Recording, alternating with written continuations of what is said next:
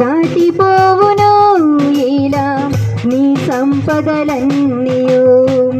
ఇంతలోని కనబడే అంతలోని మాయమై అల్పమైన దానికారాటం. త్రాసు మీద ధూళి వంటి ఎత్తలేని నీటి వంటి స్వల్పమైన దానికా పోరాటం.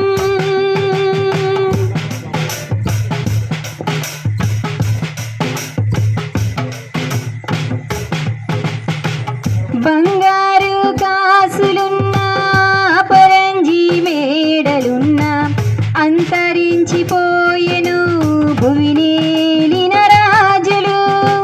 బంగారు కాసులున్నా పరంజీ మేడలున్నా అంతరించిపోయెను భువినేలిన రాజులు. నాది నాది నాది అంటూ విర్రవీగుచున్నావా? చచ్చిన కనీది అన్న దేహమైన వచ్చునా? నాది నాది నాది అంటూ విర్రవీగుచున్నావా? చచ్చిన కనీది అన్న దేహమైన వచ్చునా? ఇంతలోని కనబడి అంతలోని మాయమయ్యే అల్పమైన దానికారాటం. త్రాసు మీద ధూళి వంటి ఎత్తలేని నీటి వంటి స్వల్పమైన దానికా పోరాటం.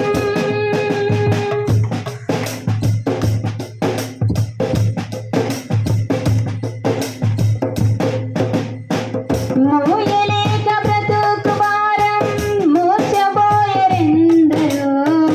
ఎడలేని ఆక్రందనలు మారు మ్రోగి లోకములో. మోయలేక బ్రతుకు భారం మోసబోయెరెందరో.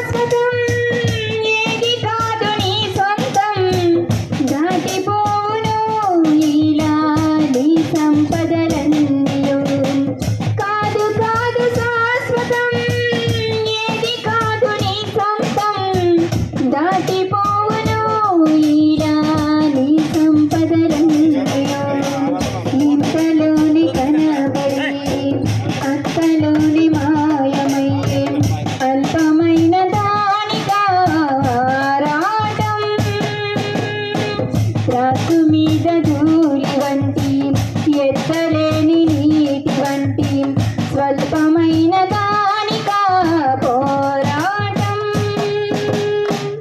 హల్లెలూయా. కనిపించదు గంటకు మళ్ళీ మట్టిలోన పెట్టిన నిన్నే గుర్తించదు నీ తలారా కట్టి మిగిల్చింది కన్నీటిగారా కట్టెలపై నీ శరీరం కనిపించదు గంటకు మళ్ళీ.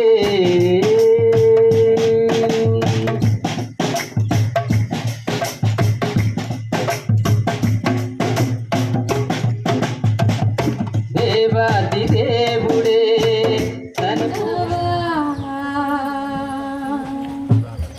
నీ బ్రతుకుని మార్చుకోవా, నీ బ్రతుకుని మార్చుకోవా.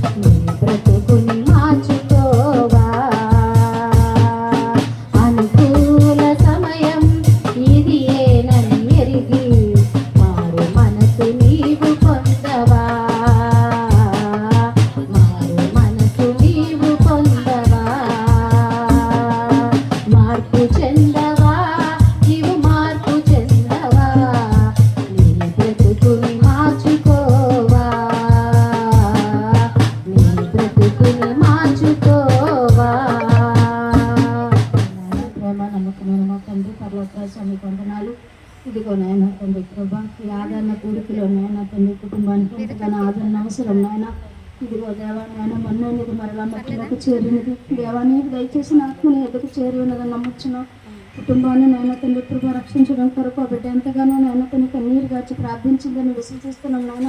ఇప్పుడు జరగబోయే కార్యక్రమంలో కూడా నాయన తండ్రి మీరు నామాన్ని మహింపరచుకోండి అయ్యా. నేను ఫోటో ఆవిష్కరణలో నాయన తండ్రి బిడ్డలో నాయన తండ్రి పూలదండ వేస్తుండగా అలాగే కుటుంబానికి నాయన తండ్రి వ్యక్తపడిన వాక్యానికి వచ్చిన బంధువులకి ప్రతి ఒక్కరికి నైనా ఆత్మీయంగా ఆర్థికంగా ఆరోగ్యపరంగా బలపరిచి స్థిరపరిచిన సేవలు వాడుకోమని తను రావాల్సిన బంధువులు సకాలంలో రావడానికి సహాయం దయచేయమని ఈ చిన్నగలు ప్రతి పాస్తను చేర్చుకోమని యేసు పరిశుద్ధ నామాన్ని మిక్కులు బ్రతిలాడి వేడుకుంటూ అడుగుచున్నాము తండ్రి.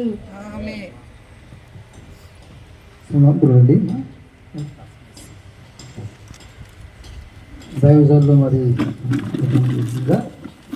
పటేల్ గారు తన పెద్ద కుమారుడు అలాగే రెండో కుమారుడు చిన్న కుమారుడు దండేస్తారు. పాప కమలకుర అలాగే బాబాలుడు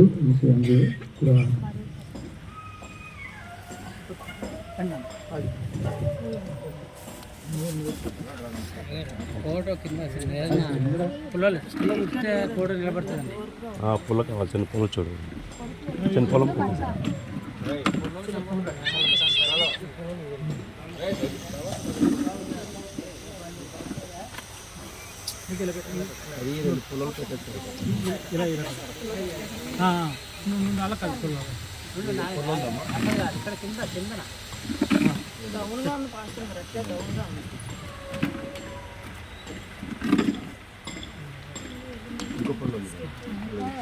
మనకు సీట్ కదా, సీట్ మూలాన్ని ఫ్లేవర్ మూలాన్ని బెండ్ అయిపోద్దండి. మామూలు ఫోటో పెట్టేసి అలా ఉంచండి, అలా ఉంచండి. లేకపోతే వెనకాల ఆ కుర్చీ కట్టియండి కాడు. కూర్చోండి బ్రదర్ మీరందరూ. ఆ కుర్చీ దగ్గరికి వెళ్ళి బాబు, కుర్చీ దగ్గరికి వెళ్ళి. సమయమందు కీర్తన గ్రంథం నుంచి 90వ అధ్యాయము 1 నుంచి 10.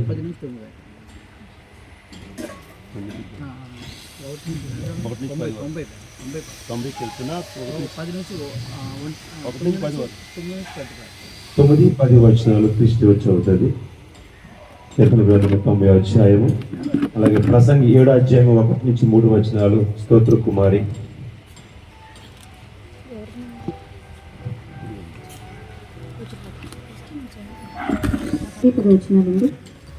నీ ఉగ్రతను భరించుచునే మా దినములన్నీ గడిపితిమి. నిట్టూర్పులు విడిచినట్టు మా జీవిత కాలము జరుపుకుందుము. మా ఆయుష్కాలము 70 సంవత్సరములు, అధిక బలము ఉన్న ఎడల 80 సంవత్సరములు. అయినను వాటి వైభవము ఆయాసమే, దుఃఖమే. అది త్వరగా గతించును, మేము ఎగిరిపోవదుము.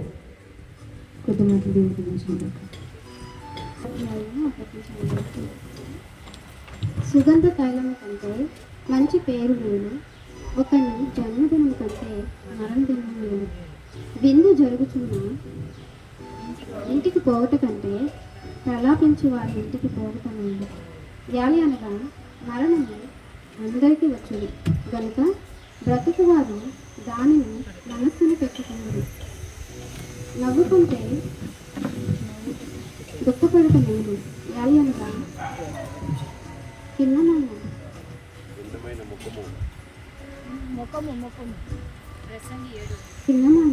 ముఖము హృదయమును బలపరచును.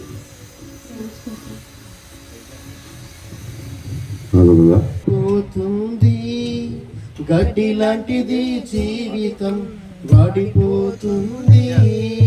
పువ్వు లాంటిది జీవితం, రాలిపోతుంది. గడ్డి లాంటిది జీవితం, వాడిపోతుంది. ఏ దినమైనా ఏ క్షణమైనా, ఏ దినమైనా ఏ క్షణమైనా రాలిపోతుంది నేస్తమా, వాడిపోతుంది మిత్రమా. రాలిపో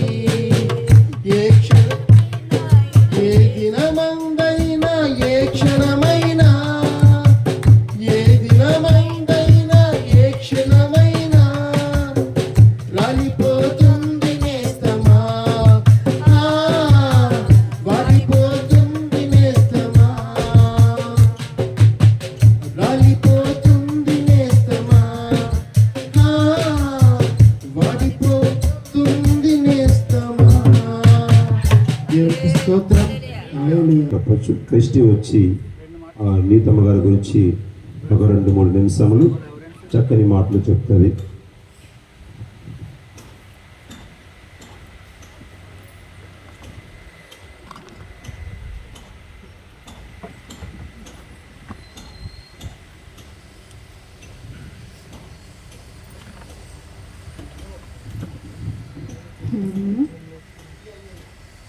మరి సమయం ఇచ్చిన దేవునికి వందనాలు. మరి అలాగే అయ్యగారికి, శైలజ పాస్టర్ గారికి, మరి మా గారికి కూడా వందనాలు చెల్లించుకుంటున్నాం. వచ్చిన విశ్వాసులందరికీ కూడా నా హృదయపూర్వక వందనాలండి. అలాగే నీతమ్మ గారు గత 2 సంవత్సరాల నుంచి మన సంఘ విశ్వాసావిడి. ఆమె యొక్క పద్ధతి అనగా, ఆమె యొక్క మాట తీరు అనగా అనేది చెప్పుకోవాల్సిందే. కానీ ఈరోజు మన మధ్యన లేకపోవచ్చు. ఎందుకంటే అందరము కూడా అక్కడికి వెళ్ళిన వారమేనండి. బట్ వెనక ముందు ఉంటుంది మనకంటూ ఒకరోజు. కానీ మరణము, పుట్టుక అనేది దేవుని వశమే ఉన్నాయి. అవి మన చేతిలో లేవు. బట్ ఆవిడైతే మన సంఘానికి వచ్చి మంచిగా ఉంటూ కూడా తన బిడ్డలు, తన భర్త కొరకు ఎంతగా ఆరాటపడేదండి. ఎక్కువగా ప్రార్థన చేస్తూ కూడా ఎక్కువగా ఒక సాక్ష్యం కూడా చెప్పింది తన భర్త విషయంలోని, తన బిడ్డల విషయంలోని. నా బిడ్డలు, నా భర్త దేవుడిలోని ఇప్పుడు ఈ మధ్య వస్తున్నారమ్మా, సంఘంలో అడుగుపెట్టి నేనైతే చాలా మేలు చూచి ఉన్నానని ఒక సాక్ష్యం కూడా చెప్పింది కుమార్తె. మరి బ్రతుకునేటప్పుడు ఆ యొక్క సాక్ష్యాన్ని విని ఉన్నాం మన అందరము కూడా. అలానే క్రిస్మస్ విషయంలోని, జనవరి 1 విషయంలో వారికి తగినటువంటిది అంటే కుటుంబ సమేతముగా సహాయం చేయడం కూడా జరిగింది. మరి దేవుడు వారి యొక్క పక్షాన ఎన్నో మేలులు చేసి ఉన్నారు. కానీ ఆమె దేవుడిలో చాలా చాలా ఎక్కువగా తన కుటుంబం కొరకు ప్రార్థన చేస్తూ ఉండేదండి. అటువంటి ఆమెను మనం కోల్పోయి ఉన్నాం మరి ఈ దినమున. మరి తను ఎందుకు అంత యాతన పడేది అంటే తన కుటుంబం అంతా దేవుడిలో వాడబడాలని ఒక ఆశ, ఒక నిబంధన ఉంది. అట్టి వారిగా మనం ఈరోజు ఉన్నామో లేదో మనకు మనమే ప్రశ్నించుకోవాలి. అటువంటి మనిషి కోల్పోయేటప్పుడు కూడా మనకి తన పద్ధతులు అనగా, తన ప్రవర్తన అనగా జ్ఞాపకం రావాలండి. మనం కూడా అట్టి వారిలో ఉండాలేమో, అటువంటి ఆలోచన కలిగి ఉండాలన్నది. మరి ఆమె అయితే మాత్రం నేను ఆమెను చూసేటప్పుడల్లా, మాతో మాట్లాడేటప్పుడల్లా కూడా, నా భర్తతో మాట్లాడేటప్పుడల్లా కూడా కమలేష్ విషయంలోని, మరి 2 కుమార్తె విషయంలోని ఎక్కువగా తను చెప్తూ ఉండేది మాతోని. చిన్న కుమారుడికి ఎలాగైన వివాహం చేయాలి, ప్రార్థన చేయి క్రైస్టి అనేది. ప్రార్థన మా బలం అనే కార్యక్రమంలో కూడా ఎక్కువగా ఆమె ఆ ప్రార్థన విషయం చాలా కోరుకునే ఉండేది. ఆమె యాతన, ఆమె బాధ దేవుడు కూడా చెప్పారు కదండి, ఒక ఆత్మ నశించిపోవట మన యేసుకి ఇష్టం కాదండి. మనం ఈ రోజు నాడు ఎంత ఆరాటపడుతున్నాం, ఎంత చూసుకుంటున్నాం, ఎంత కష్టపడుతున్నాం ఉదయం నుంచి నైట్ వరకు కూడా. మనము కూడా ఎలా ఉండాలంటే ఆత్మను రక్షించే వారిగా ఉండాలండి. అది దేవునికి చాలా విలువైనది, దేవునికి చాలా ఇష్టమైనది. మరి ఆమె విషయంలో అయితే నేను చాలా సంతోషపడేదాన్ని. ఎందుకంటే కుటుంబం పక్షాన తను ఎంతగానో వేదన ఎప్పుడు కూడా వింటూనే ఉండేదాన్ని. మరి తన హాస్పిటల్లో ఉండే సమయంలో మేమైతే కాల్ చేయలేనటువంటి పొజిషన్లో నేనున్నాను, అటువంటి పనులు నావే. బట్ ఎక్కువగా అయితే నా భర్త అని అంటూ ఉండేవాడు, ఆ కుటుంబం అంతా దేవునిలో ఎప్పటికైనా వాడబడుతుందమ్మా, మనం ప్రార్థన చేద్దాం. మేము చేసిన ప్రతిరోజు ప్రార్థనలో అయితే తను కంపల్సరీగా మేము జ్ఞాపకం చేసుకుంటూ ఉంటామండి. మరి అటువంటి ఆమెను మనం కోల్పోయి ఉన్నాం. మరి నీతమ్మ గారు ఆత్మ శాంతించాలని నేనైతే కోరుకుంటున్నాను. ఆమె యొక్క కుటుంబం కొరకు ప్రతిరోజు ప్రతి ఒక్కరము కూడా ప్రార్థన చేయాలండి. ఇది మన బాధ్యత. ఆమె చనిపోయింది ఇంతటితో అయిపోయిందని ఎవరు కూడా అనుకోకండి. తన కుటుంబం కొరకు మనం ప్రార్థన చేయాలి. అది మనకిచ్చినటువంటి బాధ్యత దేవుడు అప్పగించాడు మనకి. ఆ కుటుంబం కూడా దేవుడిలో వాడబడాలి, ఆ బిడ్డలు వాడబడాలి. తన భర్త కూడానండి, తన కుమార్తె, తన అల్లుడు కూడా సంఘంలోనే కాదండి, సేవలో కూడా వాడబడాలి. పరిచర్యలోని, సువార్తలోని, ప్రార్థనలో కూడా వారు మనతో పాటు ఉండాలని మనం ప్రార్థన చేద్దాం ప్రతిరోజు కూడా. ఈ కొద్ది మాటలు దేవుడు దీవించిన గాక. ఆమేన్. చిన్న పాస్టర్ శైలజ గారు చక్కని వాక్యంతో మనతో మాట్లాడతారు. దేవుడు చక్కని స్వరం ఇచ్చారు. పరిచర్యలో పాస్టర్ గారితో నేను పక్కన కూర్చోవడం 2వసారి. హల్లెలూయా. ఇంకా ఈ సమయం మంది ఇంకా చక్కని మాటలు మాట్లాడతారు. జాగ్రత్తగా వినండి. దేవుని నామానికి మహిమ కలుగుగాక. ఇక్కడ మనం ఎందుకు ఇక్కడ విన్నామో మనకి తెలుసు. సమూహ నీతు గారు మరి ఆయన ఆమె ప్రభునందు నిద్రించడం ఒక విధంగా పిల్లరా మరి కుటుంబానికి ఒక పెద్ద దిక్కు కోల్పోయినట్టుగా మరి కుటుంబానికి ఆమె హెడ్. మరి ఈ వార్త తెలియగానే చాలామంది తెలిసిన వ్యక్తులు కానీ దైవజనులు కానీ మేము నిజంగా మా ఇంట్లో ఒక వ్యక్తిని కోరుకున్నట్టుగా మేము భావించాం. అంటే అందరితో కూడా ఆమె అంత మంచిగా ఉన్నది, కుటుంబం ఎలా నడిపించబడుతుంది ఆలోచించాం. ఈరోజు ఆ కుటుంబంలో వ్యక్తి కోల్పోవడం, కుటుంబం ఎలాగా, ఆ కుటుంబంలో ఎవరు ఆదరిస్తారని ఈ సందేహాలు అందరికీ వచ్చినాయి. నిజంగా నీతు గారు కూడా సిస్టర్ గారు తన అప్పటికి ఇంకా పెద్ద బాబు చిన్న బాబు పుట్టారు. అప్పుడు సిస్టర్ గారు నాకు తెలిసిన మాట చాలా సంవత్సరాలు బట్టి, అలాగే తన అన్నయ్య గారు వరాల గారు కూడా ఉన్నారు కదా, వరాల గారు కూడా వాళ్ళ ఫ్యామిలీ కుటుంబం, వాళ్ళు నీతు సిస్టర్ గారు తల్లి గారు కూడా సేమ్ నీతు సిస్టర్ గారిలో ఉంటారు. ఇద్దరు అక్కజల్లు అనుకున్నారు, ఇద్దరు కూడా ఒకేలాగా ఉంటారు. తల్లి కూతురు కూడా, అలాగే చిన్న కుమార్తె కూడా చనిపోయింది కాబట్టి ఒకేలాగా ఉన్నారు. కాబట్టి ఆ కుటుంబం చాలా మంచి మరి సాక్ష్యం కలిగిన కుటుంబం అండి.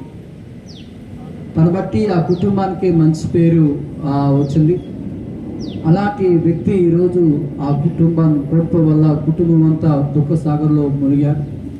ఈరోజు సంఘంలో కూడా కొంత పార్ట్, అంటే సంఘంలో కూడా ఒక వ్యక్తి కోల్పోవడం పిల్లల దైవజనులకైతే మరి మా ప్రియచెల్లి ద్వారక కూడా చాలా బాధపడింది.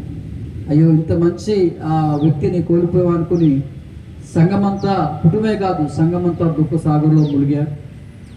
ఎంతో ప్రయత్నం చేశారు, ప్రార్థన చేసి తను బ్రతకాలని. మరి దేవుని చిత్తం, దేవుని యొక్క ప్రణాళిక మనం అడగలేము. దేవుని చిత్తాన్ని ఎట్లా ఉంటుందో మనకి అర్థం కాదు. తర్వాత అన్నీ అర్థమవుతుంది. కాబట్టి పిల్లరా ఏదైనా సరే మరి ఆమె ఒక విషయాన్ని నేను చెప్పాలనుకుంటున్నాను పిల్లరా.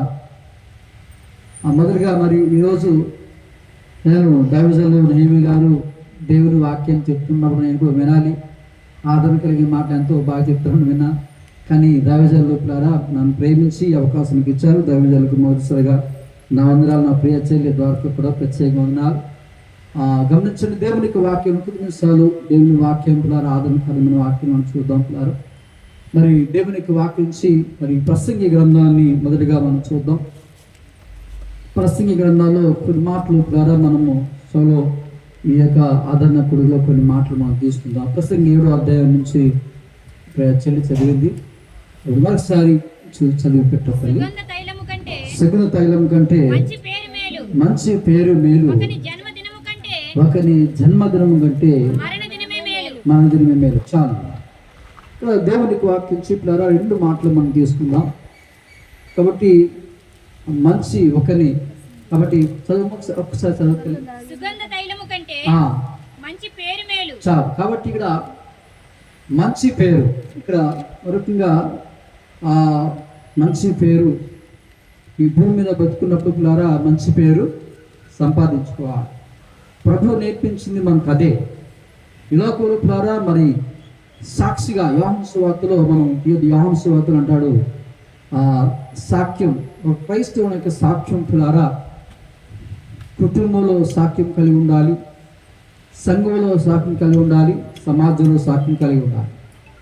కేవలం సంఘంలో కాకుండా ఇంట్లో కూడా మంచి, కొంతమంది ఇంట్లో చర్చిలో బాగానే ఉంటారు భక్తిపరులాగా,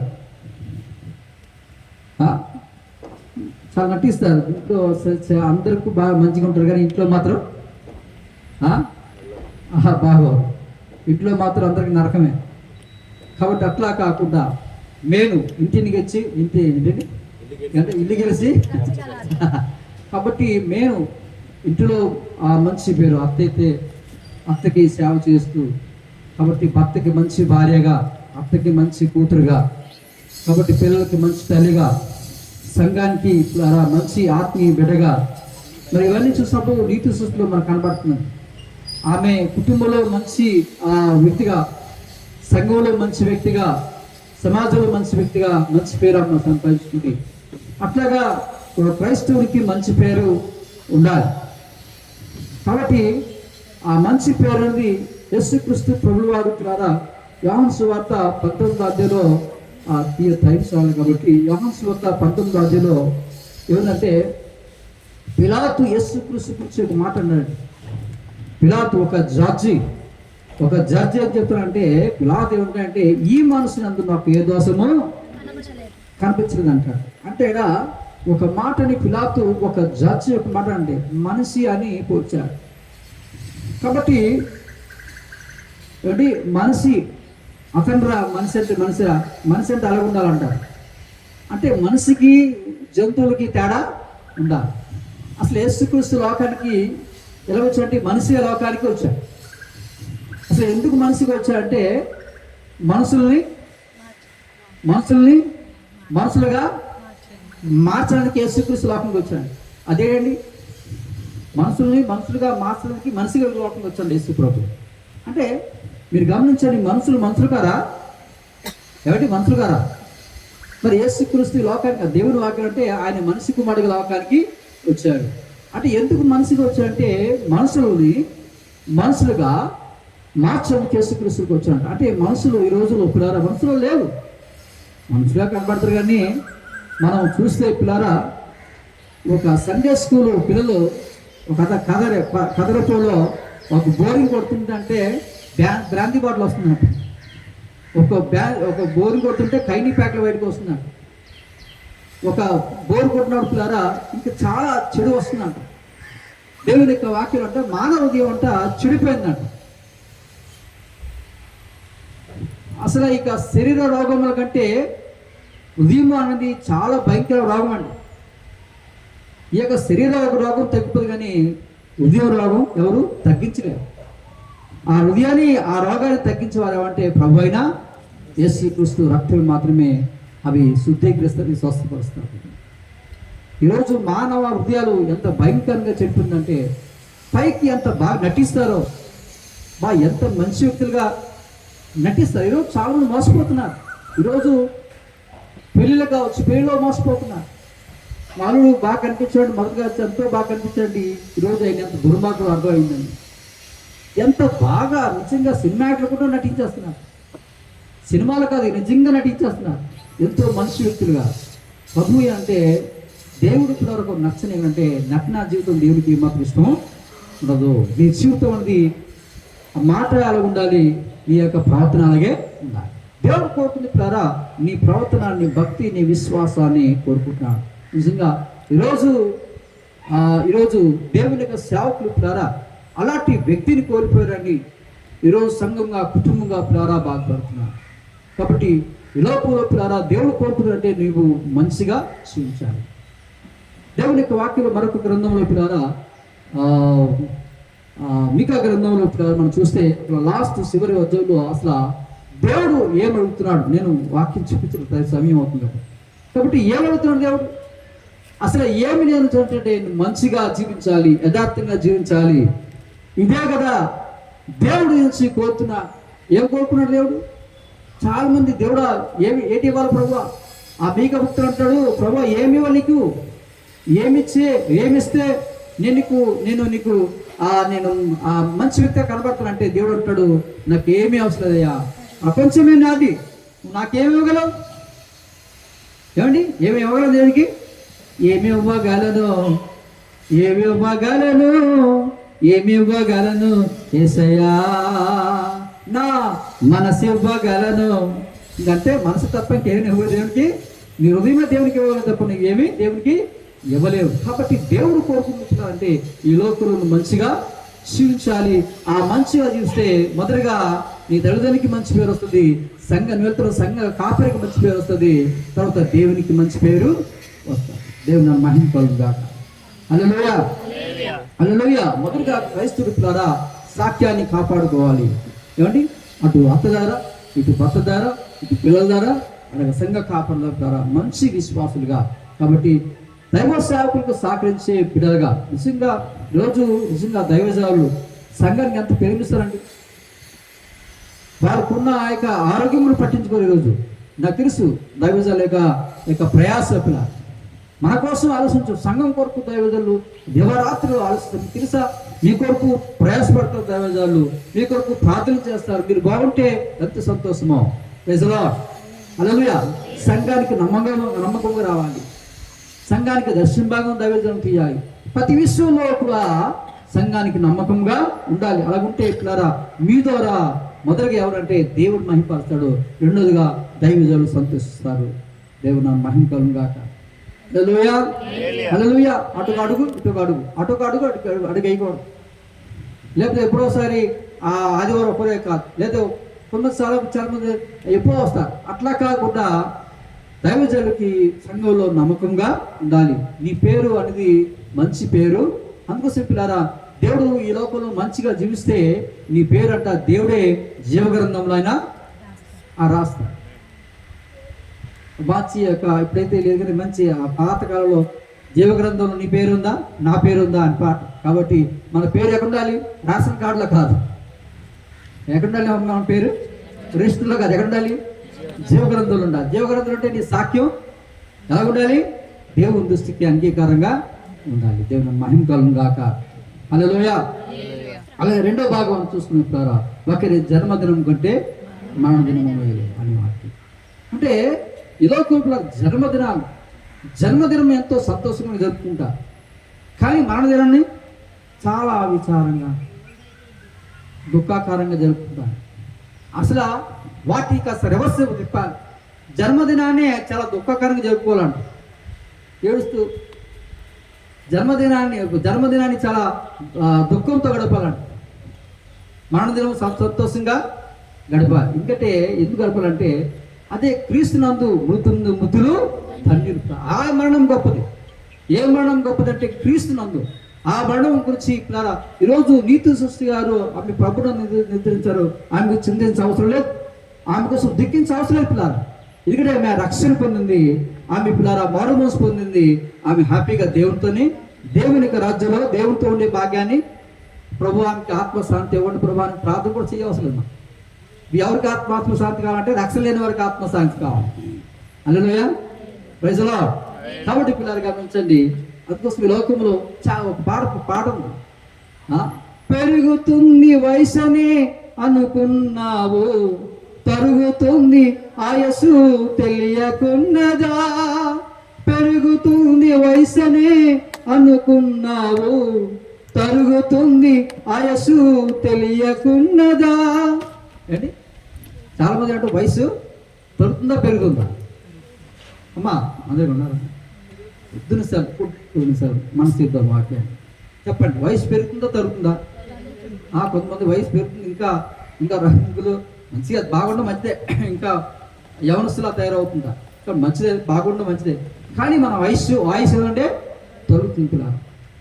కాబట్టి ఒక విషయాన్ని గమనించండి పిల్లరా, అసలు జన్మదినానికి మరణదినం ఏంటంటే ఈ లోకంలో పెళ్లి కావచ్చు, జన్మదినాలు కాబట్టి చూడు ఎంత సంతోషంగా జరుపుకుంటారు పిల్లలు, ఎంతో సంతోషంగా జరుపుకుంటారు. కానీ మరణం అనగానే చాలా దుఃఖకరంగా. ఒక విషయం గమనించండి పిల్లరా, ఒక బాబు పాప పుడితే ఏమండి వాడు లోకానికి వస్తాడు, వాడు ఏడుస్తాడు. అంతవరకు తల్లి గర్భంలో ఉన్నప్పుడు వాడు తల్లి గర్భంలో ఉంటాడు. ఎప్పుడు సరి జలించగానే వాడు ఏడుస్తాడు. ఆ ఏడుపులో రెండు రకాలు. ఒకటి అంతవరకు చీకట్లో ఉంటాడు, వాడు జలించగానే వెలికాల కూడా ఏడుస్తాడు.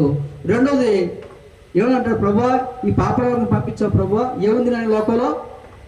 ఏముంది లోకంలో? అబద్ధాలు, మోసాలు, ఏమండి మనుషులు మాయ చేయడం. కాబట్టి గమనించండి పిల్లారా, ఇదే కదా లోకం ఉంది. కాబట్టి అందుకోసమే పిల్లారా మరణం అంటే ఏం చేయాలంటే, మరణం ఎక్కడ నడిపిస్తుందండి? హలో, మరణం ఏమన్నా అంటే మరణం ఎంత మంచిదంటే ప్రభువుతో ఉండే భాగ్యాన్ని కల్పిస్తుంది. ప్రభుత్వం ఉండే భాగ్యాన్ని మరణం అనుకున్నాం. అందుకోసమే 3 భాగాలు బైబిల్ చదివించగా 3 భాగాలు చూపిస్తాను మీకు. భాగాలు మీరు తీయదు, బైబిల్ తీయదు, టక్ చెప్తాను. చూడండి, 3 భాగాల్లో 3 రకాలు ఉన్నాయి. అపోస్తలుడు పౌలు అంటాడు, బ్రతుకుట క్రీస్తే, సావైతే లాభమే అంటాడు. ఓకే, లాభం అన్నాడు. తర్వాత మృతులు ధన్యులు అన్నాడు. ఇక్కడ మరో మేలు అని చెప్తున్నాం. ఒకటి ధన్యత, ఒకటి మేలు, ఒకటి లాభం. అంటే ఏటి లాభం, ఏటి ధన్యత అండి? కాబట్టి అంటే ఎందుకు ధన్యత, ఎందుకు లాభం అంటే నువ్వు ఎవరిని కలుసుకోబోతున్నా అంటే మరణము ఎవరిని కలుసుకుపోతున్నంటే దేవునితో ఉండే భాగ్యాన్ని కల్పిస్తుంది. ఇంత తల్లిగారు మంచి పాట పాడారు, ఎవరు ప్రసాద్ గారు వాళ్ళ అమ్మగారు చాలా మంచి పాట పాడారు. నువ్వు 2 పాటలు పడినాయి. కాబట్టి ఈ లోపల 2 మార్గాలు ఉన్నాయి, ఒకటి నరకానికి, ఒకటికి స్వర్గానికి. స్వర్గానికి ఎవరు తీసుకెళ్ళగలరు? లోకంలో పిల్లరా యేసుక్రీస్తు నమ్ముకుంటేనే స్వర్గానికి వెళ్ళగలరు. దేవుని యొక్క వాక్యంలో పిల్లరా బైబిల్లో యేసు నేనే మార్గాన్ని, నేనే సత్యాన్ని, నేనే జీవాన్ని, నా ద్వారా తప్ప ఏమిటి ఎవరి ద్వారా దేవునికి రాజ్యానికి వెళ్ళే అవకాశమే లేదు. కాబట్టి పిల్లలు గమనించండి, మరి యేసుక్రీస్తు ద్వారా మనం దేవునికి రాజ్యానికి వెళ్ళగలం. కాబట్టి మరణం ఎంత మంచిదంటే మరణము దేవుని ద్వారా దేవుడితో ఉండే భాగ్యాన్ని. అందులో క్రైస్తవుల ద్వారా మరణం అంటే ఏ భయమే లేదు. అంత అపోస్తలుడు పౌలు ఆయన గ్రహించే బ్రతుకుట క్రీస్తే, సావైతే బ్రతుకు దేవుని చూసి చనిపోయినా సరే ఎవరితో అంటే ఇక్కడ కళ్ళు మూస్తే ఎక్కడ ఉంటాం మనం? ఏమంటే చెప్పండి, ఎక్కడ ఉంటాం మనం? క్రైస్తవులు ప్రభునందు ఉండేవారు ఇక్కడ చనిపోయినట్లే ఇక్కడ కళ్ళు మూసిన ఎవరితో ఉంటారంటే దేవునితో, ఆ యొక్క ఉన్నత రాజ్యం, పరలోక రాజ్యంతో ప్రభుతో ఉండే భాగ్యాన్ని మరణం అంటే అంత మంచిదండి. క్రైస్తవులకి మరణం అంత మంచిది. కాబట్టి అందుకోసం పిల్లల లోకం శాశ్వతం కాదు. దైవ సేవకులు అందుకోసమే రక్షణ పొందనమ్మా. ఎంతకాలం లోకం చూస్తారు? ఈ లోకం శాశ్వతం కాదు, ఏదో రోజున చనిపోతావు. అన్ని వస్తువులకి, ప్రతి వస్తువుకి గ్యారంటీ లేదు, కానీ ప్రాణానికి ఎటువంటి గ్యారంటీ లేదు. కాబట్టి మరణం ఎప్పుడు ఎవరికి సంభవిస్తుందో తెలియదు. ఈరోజు ద్వారా ఒకప్పుడు మరణము ఆయుష్ అయిన తర్వాత మరణించేవాడు, ఇప్పుడు మరణానికి ఎటువంటి తారతమ్యం, చిన్నపిల్లలు పెద్ద అందరూ చనిపోతున్నారు. కాబట్టి గమనించండి ద్వారా. కాబట్టి ఈ లోకం శాశ్వతం కాదు. కాబట్టి దేవునికి రాజ్యం శాశ్వతం పిల్లారా. అందుకోసం క్రైస్తవులు పిల్లారా మరణం అంటే భయపడదు. అంటే మరణం తర్వాత ఎవరితో కలిసిపోతుందండి? దేవునితో ఉండే భాగ్యాన్ని కల్పిస్తుంది. దేవుని మహిమ కలుగును గాక. హల్లెలూయా, హల్లెలూయా, హల్లెలూయా, హల్లెలూయా, హల్లెలూయా. అందుకోసం పిల్లారా లోకంలో మరి మనము దేవుని యొక్క సువార్తని, ఎందుకంటే అనేక మంది రక్షణ లేకుండా ఏం చేస్తారంటే నిత్య నరకానికి వెళ్ళిపోతున్నారు. రక్షణ పొందిన మనము పిల్లారా దేవుడు నిజంగా యేసుక్రీస్తు లోకానికి వచ్చారంటే ఆయన లోకానికి వచ్చిన కాలం నుంచి పిల్లారా ఆయన 12 ఏళ్ల నుంచి దేవుని సువార్త, రాజసువార్తను ప్రారంభించట. కాబట్టి దేవుని యొక్క ఉద్దేశం అంటే లూకా సువార్త 19వ అధ్యాయం పిల్లారా 10వ వచనం అంటే నశించిన దాన్ని దైవ కుమారులకు వచ్చాను పిల్లారా. ఆయన లోకంలో ఎంతో మంది నశించిపోతున్నారు. ఏ ఒక్కరికి కూడా నరకానికి వెళ్ళకూడదు పిల్లారా. ప్రతి ఒక్కరు కూడా ఆ నిత్యతకి వెళ్ళాలి అని దేవుని యొక్క సువార్త సంఘంగా మనం లోకానికి చెప్పే బాధ్యత సంఘం మీద ఉంది. దేవుని మహిమ కలుగును గాక. హల్లెలూయా, హల్లెలూయా. ఈరోజు 2 వాటితో ప్రభు మనతో మాట్లాడుతున్నారు. ఒకటి, మనం మంచి పేరు సంపాదించుకోవాలి, సాక్ష్యం సంపాదించుకోవాలి. తర్వాత మనకి పిల్లల మరణం అంటే భయము లేదు. దేవుని రాజ్యంలో దేవునితో యుగయుగాలు ఉండే యొక్క గొప్ప రాజ్యాన్ని మనం సంపాదించగలము. దేవుని మహిమ కలుగును. హల్లెలూయా, హల్లెలూయా. అది మరొకగా నా మాటలు ముగించండి. కాబట్టి మరి మీతూ సిస్టర్ గారు తనకు చెప్పిన తక్కువే. మరి అలాంటి ఆమెని మరి కుటుంబం కోల్పోవడంగా కుటుంబంతో సాగలో మునిగారు. ఆ కుటుంబం కొరకు, ఓదార్పు కొరకు మనం మరి సంఘంగా మీరు ప్రార్థన చేయవలసిందిగా దేవుని సేవకంగా నేను కోరుతున్నాను. ఎందుకంటే మా సంఘం వారు కూడా ప్రార్థన చేస్తున్నారు. అలాగే మీ సంఘం ద్వారా ఆమె ఎప్పుడైతే ఆమెకి ఆ యొక్క ఈ బలహీనత వచ్చిందో ఆ రోజు ప్రార్థించి విన్నాను. అలాగే మీ దైవ సేవకులు చాలా మంచి ప్రేమించే వ్యక్తి అండి. అలాగే మా ప్రియ చెల్లి ద్వారక కూడా చాలా మంచి వ్యక్తి. ఎందుకంటే ఆ కుటుంబం కొరకు, ఆ బిడ్డ కొరకు ఎంతో ప్రార్థన చేశారు. అంతేకాదు ప్రయాస కూడా పడ్డారు. కాబట్టి అలాంటి దైవజనులు ఈ సంఘంలో ఉండడం ఎంతో ఆశ్చర్యకరమైనది. కాబట్టి ప్రతి ఒక్కరు కూడాను దైవజనులతో సహకరించండి. అంతేకాదు ఆ కుటుంబం కొరకు ప్రార్థన చేద్దాం. ఆ కుటుంబం దేవుడు దయపరిచేలాగా ఆ కుటుంబం అంతా రక్షణలోకి రావాలని మనం ప్రార్థన చేయాలి. హల్లెలూయా, హల్లెలూయా. కాబట్టి పటేల్ గారు, అయ్యా మీకు చెప్పింది ఒకటే, దేవుడు సేవకంగా మీరు కూడా ప్రతి ఆదివారం మందిరం రండి. కాబట్టి దేవుడు వాక్యం ద్వారా మీరు దయపరుస్తారు. ఎవరు దయపరచలేరు. లోకస్తులు చాలా మంది దయపరచడం మందిస్తారు. దైవ సేవకులు వాక్యాన్ని చెప్తారు ఏమిటి. కాబట్టి ఇప్పుడు మీ భార్య నడిచే మార్గంలో మీరు నడవాలి. చాలా చక్కగా మీకోసం ప్రార్థన చేస్తుంది. నా భర్త రక్షణ పొందాలి, నా 3 కుమారులు రక్షణ పొందాలి, నాలుడు నా కూతురు కూడా చక్కగా దేవుడు ఉండాలని ఆమె ఎంతగానో ప్రార్థన చేసింది. ఆ ప్రార్థన మీరు ఫలించినప్పుడే ఆమెకు మనశ్శాంతి ఉంటుంది. కాబట్టి ఆ విషయాన్ని గమనించి మీరందరూ కూడా సంఘంతో సహకరించవలసిందిగా దేవుని సత్యం కోరుతూ ఈ మాటలు ముగిస్తున్నాను. దైవజనుల యొక్క గారికి ప్రత్యేకంగా వందనాలు, మా పేరు చెల్లికి వారికి ప్రత్యేక వందనాలు. టెంపుల్ సంఘం ఇంకా అభివృద్ధిపరచబడాలని, ఆస్వాదించబడాలని, సేవకులు కలిగించిన ఇద్దరు కుమారులు కోడళ్ళు బహుబలంగా వాడబడాలని కూడా మనం అందరం ప్రార్థన చేద్దాం. ప్రియమైన వల్లరా ఈ సమయం ముందు ఒక చిన్న చరణం పాడుకుంటూ మనం ముందుకు వెళ్దాం. ఎన్నాళ్ళు నీవు జీవించినా గాని ఏమున్నది ఈ లోకములో, ఇన్నాళ్ళు నీవు చేసిన క్రియలన్నిటికీ ఏమున్నది పరలోకములో. ఎన్నాళ్ళు నీవు జీవించినా గాని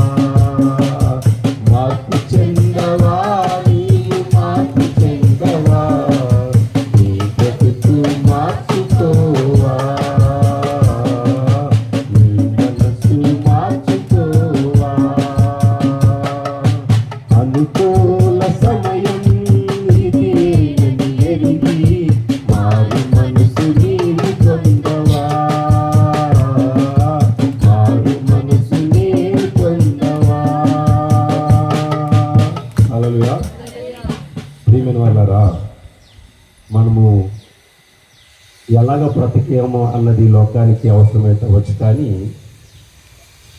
మన తండ్రికి మాత్రము ఈ భూలోకంలో మనం బ్రతుకుతున్న బ్రతుకు మంచిదా చెడ్డదా అన్నది మాత్రం ఆయన లెక్కలోకి మనకు కావాలి. హల్లెలూయా. ఈ లోకంలో ఉన్న జనులు చాలామంది, అయ్యా ప్రైజ్లో వందనాలండి, మోషే సాయి గారు కూడా వచ్చారు. మరి అంటే వాళ్ళ కుటుంబ సభ్యులు పటేల్ గారు, అలాగే ముగ్గురు కుమారులు కుమార్తె గంట ఎక్కువగా ఆమె ఎక్కువ అందరితో సహవాసం కలిగి ఉంటుంది. సంఘంలో ఎవరన్నా చక్కగా పలకరించడమని, మాట్లాడటమని, వాళ్ళ గురించి ఏమన్నా మంచి చేయాలని ఆలోచించడమని, ఇటువంటి వాటికి ముందుగా ఆమె ప్రయాసపడుతుంటుంది. కనుక మోసే సాయి గారికి కూడా మరి నీతమ్మ గారి గురించి కొన్ని మాటలు చెప్పాలని ఆశపడుతున్నాం. అయ్యా చెప్పండి, పర్వాలేదు. పాట పాడదామండి. సమయం మంది మన మధ్యన మన్యం వచ్చే పాట పాడుతుంది. దేవునికి స్తోత్రం. మరి నీతమ్మ గారి విషయంలో మరి సంఘానికి ఆత్మీయంగా ఎదుగుతూ అన్ని విషయాల్లో బలపడుతూ ఉన్న మరి సంఘ బిడ్డలు, సంఘ కాపరిని బట్టి కూడా మరొకసారి వాళ్ళకు కూడా వందనాలు చెల్లిస్తున్నాను. మరి మా సహదాసుడు మరి అయ్యగారు, దేవునికి స్తోత్రం, గారు కూడా వందనాలు చెల్లిస్తున్నాను. ప్రియ దేవుని బిడ్డలారా, ఇప్పుడు ఒక పాట విన్నాను నేను. ఆ పాట మీరు విన్నారా? ఏముంది ఆ పాటలో? ఏముందంటే నా మొత్తం ఇంకా చూస్తున్నారు. కొన్ని చూస్తే చూడండి, మీ ఎదురు నేను ఉన్నాను కదా, మంచిదేమో. అలా చూడటం వల్ల, వినుట వలన విశ్వాసం కలుగుద్ది అన్నప్పుడు చూసినప్పుడు కూడా ఆకర్షణ కూడా కాదు. హల్లెలూయా, హల్లెలూయా. మార్పు చెందవా అనే పదాన్ని ఇక్కడ ఒక వచనముగా మీ ముందు ఉంచారు. ఈ దానికి తర్వాత పాఠంతో అయిపోయిన తర్వాత కుటుంబ సభ్యులు వచ్చేసి కూర్చోమన్నారు. ఏమండి, ఎంతమంది ఇక్కడ కుటుంబ సభ్యులు మొత్తం లేరు అనుకుంటున్నాను నేను. కొంతమంది ఉన్నారు. అందరూ ఉన్నారా? దేవునికి స్తోత్రం కలుగును గాక. వాస్తవంగా ఏంటంటే ఈ కూడిక అనేది మరి జ్ఞాపకార్థ కూడిక మనము సంవత్సరానికి ఒకసారి పెట్టుకుంటూ ఉంటాం. మరి ఇప్పుడు ఏంటంట ఓదార్పు కూడిక, దీన్ని పునస్కరించుకొని మనం చేసే కూడిక. ఈ కూడికలో దేనికి పెట్టుకుంటున్నాం మనము? ఈ కూడికని వాస్తవంగా అయితే చెప్పండి, ఆత్మీయులకు ఏం కలిగి ఉండాలంట అంటే వాళ్ళ యొక్క కుటుంబానికి ఓదార్పును, ఆదరణ కలిగి ఉండాలి. ఇక్కడ ఉందా ఆదరణ మీ అందరికీ కూడా? ఎందుకని ఈ మాట మాట్లాడుతున్నానంటే ప్రతి ఈ కార్యములన్నిట్లోనూ ఈ కార్యమే కాదు, మా సేవకులుగా మేము ఎప్పుడు కూడా గమనిస్తూనే ఉంటాం ప్రతి కార్యాన్ని, ఇలాంటివన్నీ కూడా.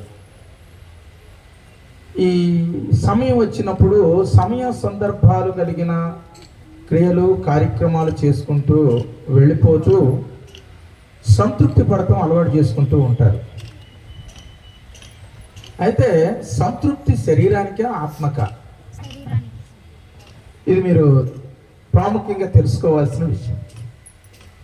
ఈ రోజుతో ఒక గంటకైతే ఇక్కడ ఎవరు కనపడరు, నేను కూడా ఉన్నాను ఇక్కడ, వీళ్ళు ఎవరు ఉండరు, మరి కుటుంబస్తులు కూడా ఇక్కడ ఉండరు. ఈ గంటలో ఉన్న ఈ 60 నిమిషాలు కూడా చాలా ప్రాముఖ్యమైనవి. ఈ ప్రాముఖ్యమైన విషయాలలో మన జీవితానికి సరి అయిన మాటలు మనకు అందించి ఈ కుటుంబానికి కావలసిన జీవాహారాన్ని అందించే జీవము కలిగిన మాటలు వినటానికి సంసిద్ధపడి ఉంటే ఈ దినము కొంచెం మనసును విపార చేసుకోమని కోరుతున్నాను. వాస్తవంగా నేను ఇందాక చెప్పినట్లుగా సేవకులు ఇలాంటి కూడికల్లో మేము తరచుగా మేము చూసేది ఏంటంటే ఆడంబరం చూస్తూ ఉంటాం.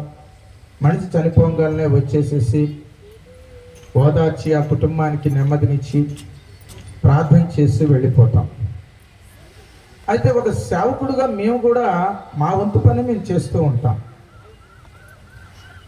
ఎందుకంటే ఒక కుటుంబ సభ్యులుగా, ఆత్మీయ సభ్యులుగా, సంఘంలో ప్రప్రథమైన వ్యక్తులకి సంఘం అంతా కూడా ఒక కుటుంబ సభ్యులుగా పోల్చుకొని మేము చేసే కార్యాలు అవి.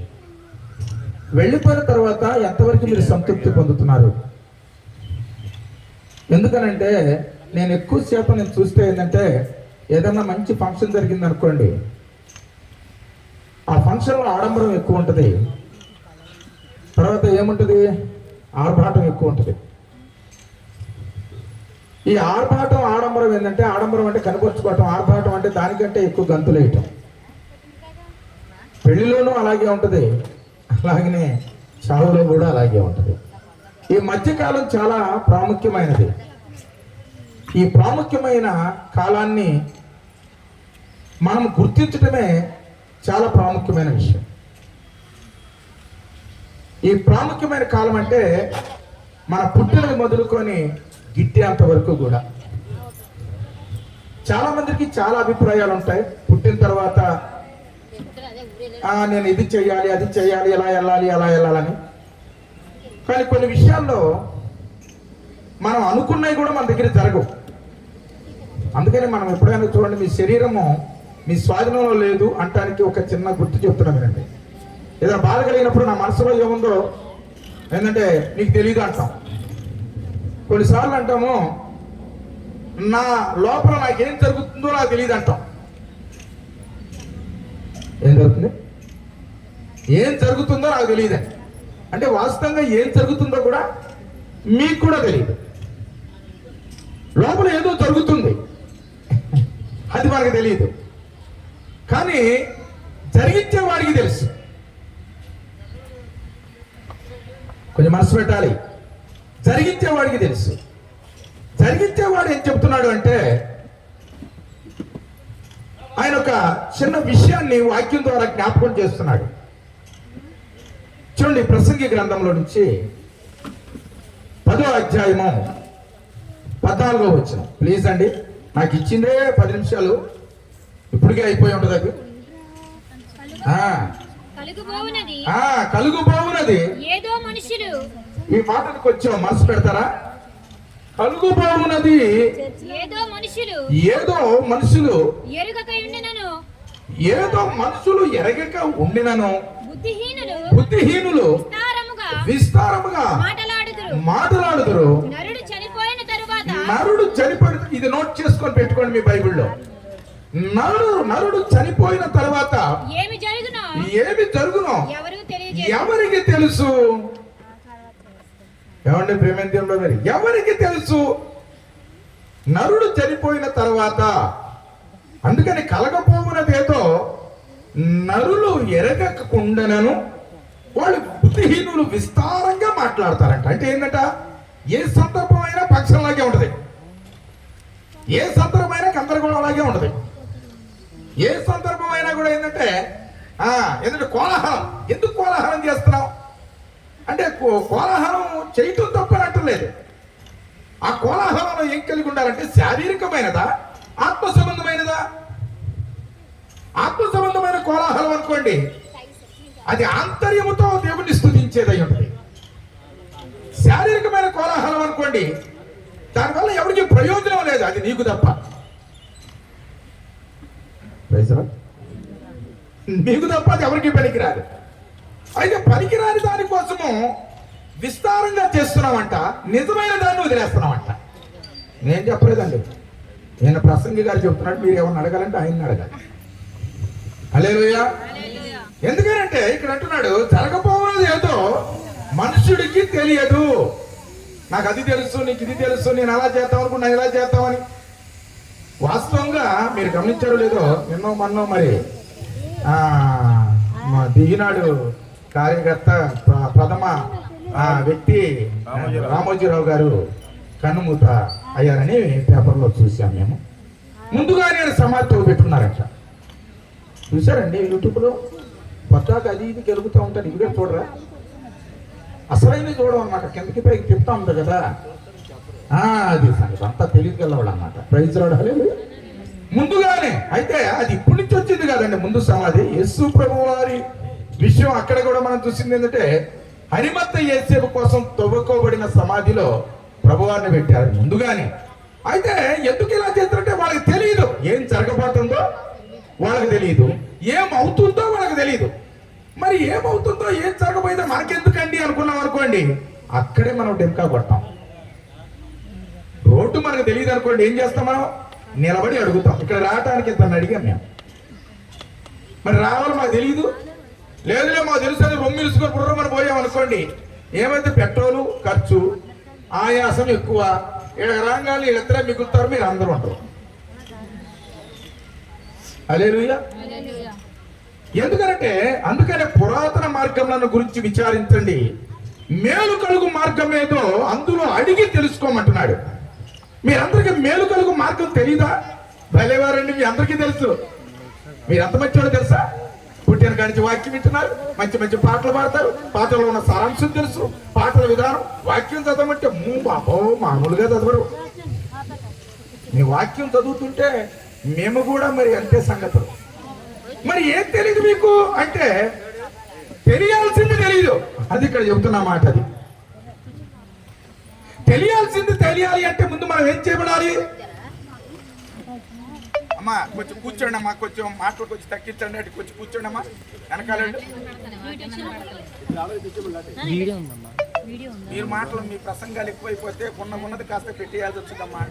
దయచేసి వెనకలు ఎవరు మాట్లాడొద్దు, ఒక 10 నిమిషాలు కొద్దిగా వాక్యం వినున్నామా. Praise lord. హల్లెలూయా. కూర్చోండి. హల్లెలూయా.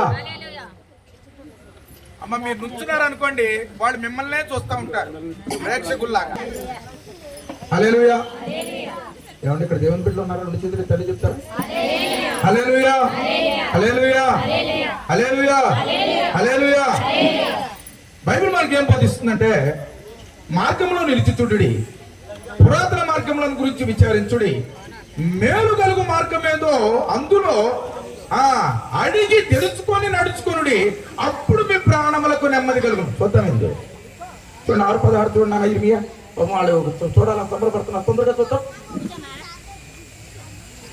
త్వరగా చదవాలి దయచేసి ప్లీజ్. యెహోవా దేవుడు ఇలాగు సెలవిచ్చుచున్నాడు, మీ ప్రయాణములో మీ దారిలో నిలబడి చూడండి. ఓల్డ్ మార్గం మొదటి నుంచి మన తాత ముత్తాతల కాడి నుంచి ఏదైతే త్రోవ ఉందో దాన్ని తెలుసుకోండి. మీ సొంత మార్గాలు పెట్టుకోకుండా విచారించమంటే అడగమంటున్నాడు. ఇప్పుడు నేను వచ్చినట్టు అడిగినట్టు దేవునికి స్తోత్రం. హల్లెలూయా. నెక్స్ట్ మేలు కలుగు మార్గమేది? చూసారా, మార్గంలో కూడా మేలు కలిగే మార్గం ఉందంట. మార్గాలు ఎన్ని ఉన్నాయి? మేలు కలగని ఉన్నాయి, మేలు కలిగే ఉన్నాయి. ముందు మనం ఏం కావాలి? మనకి మేలు కలిగేది కావాలి. మనకి మేలు ఏది కావాలి అనేది ముందు మనం ఆలోచించాలి. మేలు కలిగే మార్గమును అని అడిగి అందులో నడుచుకొనుడి. అప్పుడు మీకు నెమ్మది కలుగును. ఎప్పుడు నెమ్మది కలుగుతుందండి? ఎప్పుడు ఎప్పుడు అప్పుడు ఎప్పుడు అప్పుడు నడిచినప్పుడు.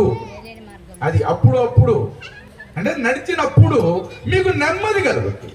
అప్పుడు దాకా మీకు నెమ్మది లేదు. కుటుంబాలకి మనం అనుకుంటున్నాం, ఈసారితో మా పని అయిపోద్ది, ఈసారి బాకీలు తీరిపోతే నెమ్మది వచ్చుద్ది, ఈసారి మా అబ్బాయికి ఉద్యోగం వచ్చుద్ది, నెమ్మది కలుగుద్ది, ఈసారి నేను మంచిగా బైక్ కొంటాను, నెమ్మది వచ్చుద్ది, ఈ కొంటాను, అవి కొంటాను, అవి చేస్తాను, నెమ్మది అన్న. బ్రతుకంతా ఈడుపులే.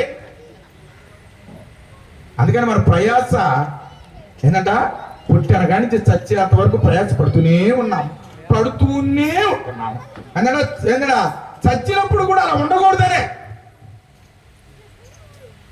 ఇక్కడ అంటాడు. మీ బ్రతుకులకు నెమ్మది కలుగుతుంది, మీ మనసులకు నెమ్మది. నిజంగా మీరు మీ గుండెల మీద చేసుకొని చెప్పండి, మీరు అందరూ ఎంతమంది నెమ్మదిగా ఉన్నారు ఒకసారి చేస్తారా చూద్దాం అనుకున్నా. ప్లీజ్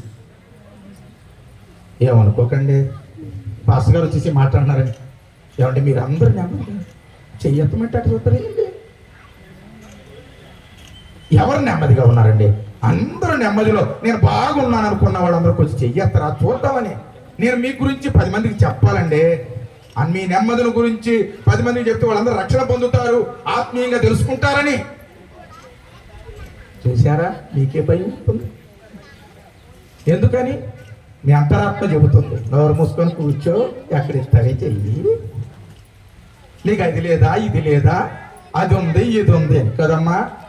నెమ్మది లేదు. మీ అంతరాత్మను కదిలించి చూసుకో.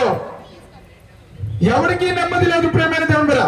అమ్మా ఇక్కడ ఎవరన్నా అమ్మా డ్రింకుల తర్వాత బంచెత్తుడు మనం అలవాటుగా మార్చుకున్నామంటే ఈ రోజు నెమ్మది ఉండదని, రేపు నెమ్మది ఉండదని, ఎల్లుండి నెమ్మది ఉండదని, అవతల నెమ్మది ఉండదని నెమ్మది కోసం ప్రయాసపడుతున్నాం. కానీ నెమ్మది లేదు. కారణం ఎందుకని? పురాతన మార్గములను, నీతి కలిగే మార్గములను, నెమ్మది కలిగే మార్గంలో మనం లేవు. అందుకని దావీదు అంటాడు, అరే భూ సంబంధమైన మార్గాలు ఎన్నో ఉండొచ్చు కానీ పర సంబంధమైన మార్గం ఒకటి ఉంది.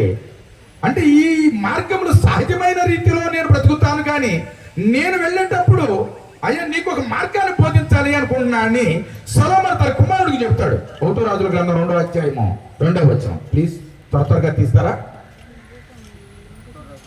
1 రాజుల 2వ అధ్యాయము మొదటి కాని చదవండి, 2వ వచనం కానించి. దావీదునకు మరణకాలము సమీప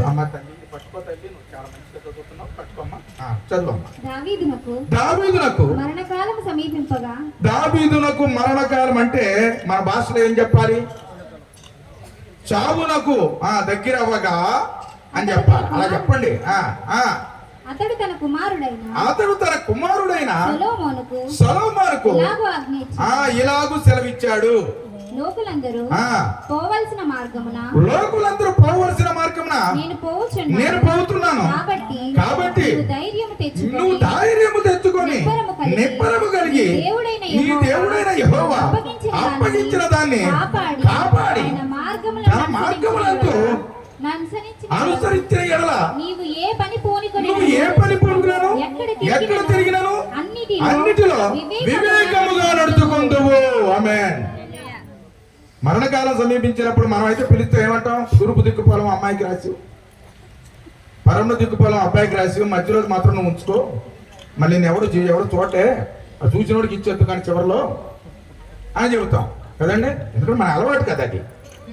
ఎంత ఆస్తి ఉన్నా కూడా, చాలా మంది కుమారులు ఉన్నా ఆయన కురి ఎక్కడ ఉంది అంటానికి ఇక్కడ ఈ వాక్యం మనం నేర్చుకుంటున్నాం. ఏంటంటే సొలొమోను పిలిచి రాజ్యాన్ని జాగ్రత్తగా చూసుకోయ్యా, పలానా దగ్గర బంగారం ఉంచానయ్యా, ఇవన్నీ నిధులుగా కూర్చాను కనుక ఇదన్నీ కాపాడాల్సిన బాధ్యత.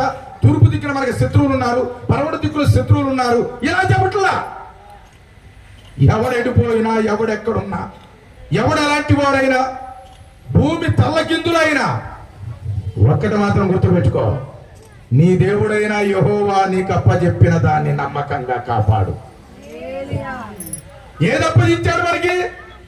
అది మీకే తెలుసు. రక్షణ పొందిన వాళ్ళు కొంతమందికి తెలియపోయినా రక్షణ పొందిన వాళ్ళకి తెలుసు అంటే మీకు తెలుసుగా.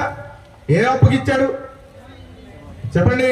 ఆత్మీయతను, అనురాగాన్ని, పరిశుద్ధతను, పవిత్రతను మనకి అప్పచెప్పాడు దేవుడు. అవి కాపాడుకున్నవాడు మాత్రమే ఆత్మానుసారంగా వెలిగించబడతాడు. ఆత్మానుసారంగా వెలిగించబడతాడు. దానికి కారణాలు కూడా అదే. లేనివాడు ఎలా ఉంటాడంటే ఏంటంటే నువ్వు జీవించుచున్నావని పేరు మాత్రమే గాని నువ్వు మృతుడివే. వాస్తవంగా ఇక్కడున్న నీతమ్మ కాదు, మృతురాలు. నేను అనలేదండి, అది ఎఫ్ఎస్సి సంఘంతో ఆయన అడగాల. చెబుతా ఉండండి. చూడండి ఎఫ్ఎస్సి రాసిన పత్రిక చూడండి 5వ అధ్యాయము దేవునికి 14వ వచ్చిన చదువమ్మా. అందుచేత నిద్రించుచున్న నీవు మేల్కొని. అమ్మా ముగించబోతున్నాను, కొంచెం మీ మైండ్స్ ఇటే ఉంచండి అమ్మా, ఇది మళ్ళీ దొరకదు. అందుచేత నిద్రించుచున్న నీవు మేల్కొని మృతులలో నుండి లెమ్ము క్రీస్తు నీ మీద ప్రకాశించుచున్నాడు. ఆమేన్. ఇక్కడ ఏమన్నా అంటే సంఘానికి రాస్తూ పౌలు భక్తుడు మాట్లాడుతున్నాడు, నిద్రించుచున్న నీవు మేల్కొని అంటాడు. అంటే సంఘానికి రాస్తున్నాడు. మనందరం అనుకున్నాం మనం నిద్రపోతున్నామా ఈ రోజు ఈ వాక్యం చెప్పడానికి? చక్రంగా గుడ్లు తేలేసుకొని హాయిగా పాస్ట్ గారిని మనం చూస్తున్నాం, మనమేం పాస్ట్ గారిని చూస్తున్నాం, మనందరం ఇక్కడే ఉన్నాం కదా. మరి ఆ మాట అంటాడు ఏంది ఆయన? నిద్రించుచున్నా నీవు మేల్కొని మృతులలో నుండి. లేక మన సత్యుల దగ్గర ఉన్నాం మనం. చెప్పండి ప్రేమేంది దేవుడా, లేమే. సమాజంలోకి వెళ్ళాలంటే అందరికీ భయమే. మీరు సిమెంట్లోకి వెళ్ళండి, ఎంత హాయిగా ఉంటుందో తెలుసా మీకు? మా బైబిల్ కాలేజీలో నేను చదివినప్పుడు మా లెక్చరర్ ఒక మాట అన్నాడు, అరే సమాజంలో దెయ్యాలు ఉండవురా మీ మొహాలారా, మీరు ఎక్కడ ఉంటాయంటే ఊళ్ళోనే ఉంటాయి ఆ దెయ్యాలని అన్నాడు. ఊళ్ళో దెయ్యాలంటే సంఘంలో ఉన్నట్టే కదా. దెయ్యాలన్నీ ఇక్కడే ఉంటాయి. అక్కడ ప్రశాంతమైన స్థలం, అది విశ్రాంతి స్థలము. నిద్ర కూడా బలి పట్టుతండి. మన కంటికి ఏంటంటే వాళ్ళన్ని పెద్దగా, ఎందుకంటే ఈ రోజున మూవీస్ లో ఏది తీసినా భయంకరంగా చూపించగానే మనోడు దానికి ఏంటంటే అలవాటు అయిపోయి ఏది చూసినా కాసేపు ఉండలేకపోతాడు ఒంటరిగా. నువ్వు వెళ్తావా మళ్ళీ వస్తావా, ఇక్కడే ఉంటావా? చిన్నప్పుడు నేను కూడా ఏదంటే సెకండ్ షో సినిమాకి వెళ్ళిన తర్వాత నాకు భయం పుట్టి మా ఇంటి దాకా రారా అన్న. వాడు అన్నాడు అక్కడ మా ఇంటి దాకా రారా. రాత్రి అంతా తిరుగుతానే ఉన్నాం కానీ ఎవరి ఇంటికి వెళ్ళా. 5ంటికి వెళ్ళాం. భయం. మన జీవితాన్ని దినదిన గండం 100 ఏళ్ళ ఆయుష్ అంటారు కదా. 100 ఏళ్ళ ఆయుష్ కాదు, దినదిన గండానికే వస్తున్నాం. కారణం ఎందుకని? మనము చనిపోయి ఉన్నాం. అందుకని మృతత్వాన్ని చంపిన దేవుడు జీవం గల్లవాడు ఉన్నాడు అని గ్రహించి కూడా మనం ఏంటంట జీవించుతున్నావని పేరు మాత్రమే అంటాడు ప్రకటన గ్రంథం 2వ అధ్యాయంలో. జీవించుతున్నావని పేరు మాత్రమే కానీ నువ్వు మృతుడువే, చచ్చినోడి. ఎందుకంటే పేరుకు మాత్రమే దేవుని బిడ్డలుగా మనం ఉన్నాం. మన క్రియల్లో దేవుని చూపించట్లా, మన క్రియల్లో ఆత్మీయతను చూపించట్లా, మన క్రియలు దేవుని యొక్క విధానానికి సరిపోయినట్లు. పెళ్లి చూపులకు వస్తే మాత్రమే పిల్లకి తగినోడా లేదా అని చూస్తావు, మీ పిల్లోడికి తగినోడా లేడా అని చూస్తావు, వాడికి ఎంత ఉందో ఏముందో ఎలా ఉందో చూస్తావు, ఈవిడికి ఏముందో చూస్తావు. కానీ నీ ఆత్మీయతను నువ్వు ఎందుకు చూసుకోవాలి. ఎందుకని? చూసుకోకపోతే ఆయన చూస్తాడంట. అందుకని ఇందా చెప్పిన ప్రకటన గ్రంథంలో అదే ఉంది. నీ కష్టంలో నేను ఎరుగుదును, నీ సుఖంలో నేను ఎరుగుదును, నువ్వు దుష్టులను సహించలేవనియు, అపోస్తులు కాక అపోస్తులు అని వచ్చిన వాడిని నువ్వు కనిపెట్టివనియు నేను ఎరుగుదును. కానీ మొదట నీకున్న ప్రేమను నువ్వు వదిలిపెట్టావని నీ మీద నేను తప్పు ఓటి మోపుచున్నాను. అందుకని మొదట నీకున్న ప్రేమ ఏదట? రక్షణ పొందిన కొత్తలో ఏముంటుందంట? చాలా కోలాహలం ఉంటుంది. ఆ కోలాహలం ఆటోమేటిక్ ఏమైతే 10 మందిలో చాలంగానే ఇది పోయి ఇంకోటి వచ్చింది. ఇక్కడ కూడా అదే ఉంది. ఎంత దాకా చూడండి, చదువుదామా? చదివేస్తానండి. చదివేమ్మా. నీ క్రియలు అంటే నీ యొక్క పనులు నాకు తెలుసు అంటున్నాడు దేవుడు. నీకు తెలియకపోవచ్చేమో, నువ్వు మర్చిపోతావు అప్పుడప్పుడు. ఆయన మాత్రం కౌంట్ చేసుకుంటున్నాడు. ఆయన అది ప్రతివాడు లెక్కేసుకుంటాడంట. అందుకని ప్రకటన గ్రంథం 22:11 ఇంటికి చదువుకోండి, సమయం లేదు కదా. అందుకని కొటేషన్ ఇచ్చేస్తున్నాను నీకు. అక్కడికి వెళ్ళి ప్రతి వాడికి ఇచ్చు జీతము నా దగ్గర ఉన్నది. ఎవడి జీతం వాడి దగ్గర ఉంది. నువ్వేం బాధపడవసరంలా. ఏదైనా ముందు ఆవిడ తర్వాత మనం. ఎవడి జీతం వాడి. తప్పించుకుందువా దేవుని యొద్ద నుండి, రాజు అయినా అధికారివి అయినా తప్పించు తప్పించుకొందువా. ఏంటంటే వచ్చబడపండి. హల్లెలూయా. ఎవడు తప్పించుకోలేడు. అందరికీ కౌంట్ సిద్ధపరిచి ఉంది. చాలా మంది అనుకుంటారు బాధ వచ్చిందని చచ్చిపోతారు, అప్పులు ఎక్కువైనా చచ్చిపోతారు. సాగు ఏంటంటే ఇంతటితో స్వస్తి అనుకుంటారు, అంటే ఇంతటితో రుణం తీరిపోతారు. సాగు ఏంటంటే విముక్తి కాదు, అది ఏంటంటే ప్రారంభం.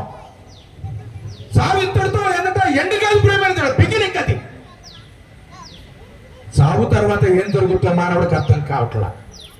ఇక్కడికి వచ్చాం కదా, చిన్న మెండాళ్ళు చిన్న మీటింగ్ పెట్టేసి చిన్న ఫోటో పెట్టుకొని ఏదైనా ఓదార్పు చేసేసి దానికి కలిగిన వాళ్ళేమో మమ్మ లేరు అనుకొని, మా భార్య లేదనుకొని, మా భర్త లేడు అనుకొని, మా అన్నదమ్ముడు లేడు అనుకొని, మా సంఘ బిడ్డ లేరు అనుకొని మనం దిగులు పడతాం. వాస్తవంగా ఏంటంటే ప్రేమైన దేవుడు ఆనందించాల్సిన విషయం క్రైస్తవుడు. అది వాస్తవంగా ఎందుకంటే లోకస్తుడైతే బాధపడాల్సిన విషయం. లోకస్తుడికైతే రక్షణ లేదు. ఆ లోకులందరూ పోవున్న మార్గంలో అందరం వెళ్ళిపోతాం. దావీదు చెప్పిన హెచ్చరిక అదే. కానీ నేనైతే ఏంటంటే నా కొరకు సిద్ధపరిచిన మార్గంలో, తిన్ననైన మార్గంలో నేను వెళుతున్నాను. నువ్వు కూడా అలా రావాలని కోరుకుంటున్నా సొలొమోన్. అలాగే రావాలని నీతి సూత్రాలు చెప్పాడు దావీదు. ఈ రోజు నీతి సూత్రాలు చెప్తున్నా వినేవాడు ఎవరు లేరు. కుటుంబస్తులకి చాలాసార్లు, ఒకసారి ఎన్నోసార్లు మరి నీతమ్మ గారు, మా హస్బెండ్, దేవునికి స్తోత్రం, పటేల్ గారు మన మధ్యలో ఉన్నారు. ఎన్నిసార్లు బాగా లేకపోతే ప్రార్థన చేశాం. దేవుడు బ్రతికైంది. ఎంతమంది తెలుసు ఆయన అడిగాను అనుకోండి, సమాధానం ఆయన చెప్పాలి. వచ్చి చెప్పలేడు. దేవుని ప్రేమ అపారమైనది. ఆయన కొలత చేసేవాడు కాడు. అందుకనే ఇంకా నన్ను ఎందుకు ప్రేమిస్తున్నాడు అన్నామనుకోండి, దానికి ఏమాత్రం ఎవడు కూడా సమాధానం చెప్పలేడు. నానా నేనంటే ఎంత ఇష్టమే నీకు అని తండ్రిని వెళ్ళాడు. నేనంటే ఎంత ఇష్టం అని అడుగు. ఇంత ఇష్టమని ఎవరు చెప్పలేరు. అంతకంటే ఇష్టమైన ఏంటంట దేవుడు తండ్రి మనకు దొరికాడు. ఆ తండ్రి తన యొక్క కృపను మనం ఎంతమంది కాపాడుకోగలుగుతున్నామా? ఈ రోజు మనం అనుకుంటున్నాం ఏంటంట మన యొక్క భక్తులతోనో లేకపోతే మన యొక్క ఏంటంటే స్థితిగతులతోనో ఏదో ఆ కాసేపు వచ్చి దేవుణ్ణి 2 నిమిషాలు కూటం పెట్టేసేసి పాస్టర్ గారితో ఏకీభవించి 2 మాటలు మాట్లాడేసి దీన్ని సంతృప్తి పడి ఇంతటితో మన జీవనాన్ని మనం ఏంటంటే కంటిన్యూ చేసుకుంటమే మనం నేర్చుకున్న విధానం. కానీ కూడికి అది కాదు.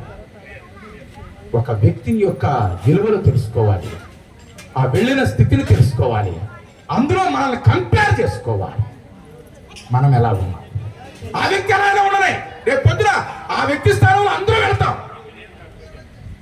ఆ వ్యక్తి స్థానంలో అందరూ వెళ్తాం. వెళ్ళే ప్రతి వాడు కూడా ఏ మార్గంలో వెళుతున్నాడా అని తెలుసుకోవాలి. మొదటిగా నువ్వు వెళ్ళేది తిన్ననైన మార్గమా లేకపోతే మధ్యలో ఆగిపోయే మార్గమా తెలుసుకోవాలి. ఇది తెలియకపోతే నీ క్రైస్తవత్వం వ్యర్థం. ప్రేమైనది ఉండరా. యేసు ప్రభువారు మనం వచ్చి ఇవే మనకి నేర్పించింది. నేను వెళుతున్నాను మీ కొరకు ఏం చేస్తారా, స్థలము సిద్ధపరచడానికి వెళుతున్నాను. నేనుండు స్థలములోను మీరును ఉండులాగునా. ఎంత చక్కని మాట్లాడినవి. యోహాను సువార్త 14వ అధ్యాయం ఇంటికి వెళ్ళి చదువుకోండి. ఏమంటాడు? నేనుండు స్థలంలో మీరును ఉండులాగునా మళ్ళీ వచ్చి మిమ్మల్ని తీసుకొని వెళ్తాను. మళ్ళీ వచ్చి దేవుడు చావులో కూడా మనకు తోడై ఉంటాడు. ఈ ఉదయకాల మధ్యాహ్నకాల సమయంలో నీ చావు మరి ఇలాంటిదేనా, సహజమైనదా, లేకపోతే దేవుని యొక్క చిత్తం లేనిదా? చావు అనేది ఎలాగైనా మనిషికి సంతృప్తి పడుతుంది, ఎవరికైనా ఎదుర్కొంటుంది అది. కానీ చావు దేవునిలో సంతృప్తి కలిగించేదై ఉండాలి. మన మరణము దేవునికి ఇష్టమైనదై ఉండాలి. నీతిమంతుల మరణం అంట దేవునికి ఇష్టకరమైనది. నీతిమంతులు జరగబోయేది కూడా చెప్పబడతాడు అంటానికి ఇందాక చెప్పిన దావీదే సాక్ష్యం. సిద్ధపడుతున్నాడు, తన బిడ్డలు సిద్ధపరచుకుంటున్నాడు, తన సిద్ధపడుతున్నాడు. ఈ రోజున ఇలాంటి దగ్గరికి మనం వచ్చిన తర్వాత అందరికీ ఓదారుస్తున్నాము, కొన్ని మాటలు చెప్తామే కానీ మనం స్థిరంగా ఉండట్లేదు. ఎందుకంటే ఓటమి అయిపోయింది కదా, వెళ్ళిపోతున్నాం. మన బ్రతుకులో మార్పు రావటం లేదు. మన జీవితము ఎప్పుడు ఒకేలాగా రన్ అవుతూనే ఉంది. అందుకని ఏమి జరుగునో ఎవరికి తెలియను. మళ్ళీ మొదలకు వచ్చేద్దామా? ప్రసంగి రండి, వచ్చేద్దాం, వాళ్ళకి వచ్చేద్దాం. ప్రసంగిలో ఏమన్నాడు? 10:14 చదవాలి త్వరగా. కలగబోవున్నది. ఏం కలగబోతుందో మీకు తెలుసా? ఏం కలగబోతుందో మీకే తెలియదు. ప్రేమేంద్రుడా, మీ చెయ్యి నీ మాట విందో, నీ తలనొప్పి నీ మాట విందో, నీ తలలో ఏం జరుగుతుందో కూడా నీకు తెలీదు. ఏదో జరిగిపోతుందంటావు, ఎక్కడో ఏదో అయిపోతుందంటావు. ఎందుకని నీ హట్టే కదా ఏముందరా అంటే, ఏందో నా ఇక్కడ నొప్పి వస్తుంది మమ్మీ, ఏందో ఇక్కడ బాగా నొప్పిగా ఉంది. ఎందుకు అక్కడ నొప్పిగా ఉంది? అది ఏందో నీకు తెలీదు. అది తెలిసిన ఆయన ఉన్నాడు. నువ్వు అక్కడికి వెళ్ళొచ్చు, కానీ నువ్వు రావే, నువ్వు రావు. ఈ సువార్త వినపడినా కూడా నీకు రావు. అందుకని బండలం అయిపోయాం మనం. మన మీద మొక్కలు మొలవు. ఏంటంటే ఎండిపోయినా, ఏంటంటే బండలం ఎండిపోయినా, ఏంటంటే బండ మీద మొక్క మొలవకుండా ఏదైతే సూర్యుడు అస్తమించేలోపు మొక్క ఏంటంటే ఎండిపోతా, మన మీద వేసిన వాక్యం కూడా కాసేపే నిలుస్తుంది. అది ఎండిపోతుంది. ఎండిపోవటానికి కాదు ఈ మాట. ఈ కొద్ది నిమిషాలు మీకు చెప్పింది పాస్టర్ గారు ఆజ్ఞ కూడా నేను మీరాను. క్షమించండి పాస్టర్ గారు, దేవునికి స్తోత్రం. ఎందుకని వాక్యం చాలా అవసరమైనది. ఇది మన జీవితానికి చాలా అవసరమైనది. మన జీవితానికి అవసరమైనది మనం చేయటం లేదు. జరగబోయినది మీరు తెలుసుకోవాలి. ఏం జరగబోద్ది అనేది మానవుడు ఎక్కడి వరకు ఉన్నాడంటే, అదేమో పానీరా అన్నాడు మొన్న ఒక ఆయన్ని.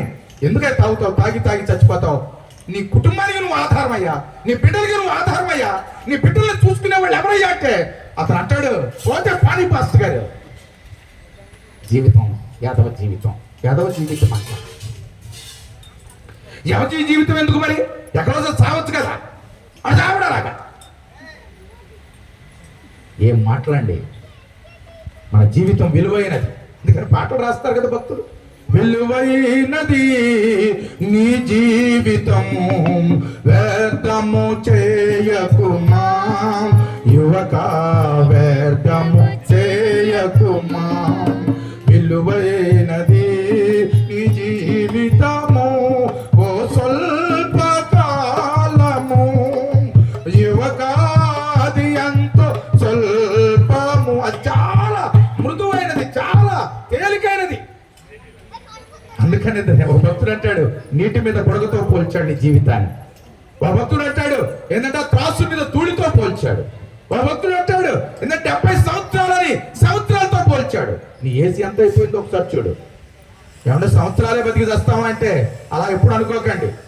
చావుకి చిన్న పిన్న ఏంటంటే బుడ్డాలైతే ఏంటంటే ముసలా కుర్రా అని పేదం లేదు, కనికరం లేనిది చావు. అందుకని బయటికి వెళ్ళి ఇంటికి తిరిగి వస్తున్నామంటే అది నీ గొప్పతనం కాదు. నేను ఇంట్లో చాలా మందికి మా సంఘంలో చెప్తాను, నువ్వేదో పెద్ద స్మార్ట్ గైగా మంచి డ్రైవర్ చేస్తున్నావు, డ్రైవింగ్ నువ్వు వెళ్తున్నావు అంటే అవతలోడు కూడా సరిగా వస్తేనే నువ్వు ఇంటికి చేస్తావు. అవతలోడు కూడా సరిగా రావాలి. నువ్వు తోలినట్టుగానే అవతలోడు కూడా తోలితేనే. అవతలోడు తోలాలి, ఒకవేళ తోలకపోయినా దేవుని కృప దగ్గర ఉండాలి. సురక్షితంగా ఇంటికి చేరుతావు. నువ్వు భార్యతో చెప్తావు, సాయంత్రం వచ్చేటప్పుడు అన్ని తెస్తానే నేను అంటావు. ఈవిడు కాదు ఇంటికాడ మా అమ్మగారి ఇంటికి వెళ్ళేసి అది తెస్తాను, ఇది తెస్తానండి, నేను పిల్లవాడికి నేను చూసుకుంటానండి. ఎవరి జీవితం ఎవరి చేతుల్లో లేదు, అందరి జీవితం ఈ చేతుల్లో ఉంది. చప్పట్లు కొట్టి వెళ్ళో చెప్పండి అబ్బా, ఒక మధ్యలో కూర్చున్నాడు. సర్వ జీవితాలు ఆయన చేతుల్లో ఉన్నాయి. నీ జాతకం ఆయనకి తెలుసు, నా జాతకం ఆయనకి తెలుసు, అందరి జాతకాలు తెలుసు. అయినా ఆయన ఏంటంటే చూస్తూ ఉన్నాడు అంటే చేతకానుడని కాదు అని అర్థం. సమయం ఇస్తున్నాడు, సమయం. అందుకనే ధనవంతుడి దగ్గర కేకలు వేస్తూ అన్నాడు, నేను ఇంత నరకం ఉంటుందని నేను అనుకోలేదండి. అక్కడ దయించు ప్లీజ్, నన్ను వదిలిపెడితే కాసేపు మా వాళ్ళు ఉన్నారు, వాళ్ళకి వెళ్ళి నేను చెప్పి వచ్చి ఈ నరకం ఉందని చెప్తాను. వాడికి తెలిసిందా సువార్త వినపడతలా? వాస్తవంగా వాడు అడిగింది ఆ కాసేపుకి వాళ్ళకి చెప్పి రావడానికి కాదు, ఆ కాసేపు అని ఎసురుబడి దొరుకుతుంది ఆ మంటల్లో నుంచి. హల్లెలూయా. అది ప్రేమతో కాదు, ఆ కాసేపన్నా బయటకు వచ్చుద్దామని. 2 నిమిషాలు గాలి లేకపోతే గడగడగడగడగడలు ఆడిపోతామే. అగ్ని ఆరదు, పురుగు చావదు. కాట్మాల్ జాన్ గారు రాసిన పాటలు చాలా ఇష్టంగా ఉంటాయి నాకు. దేవునికి స్తోత్రం.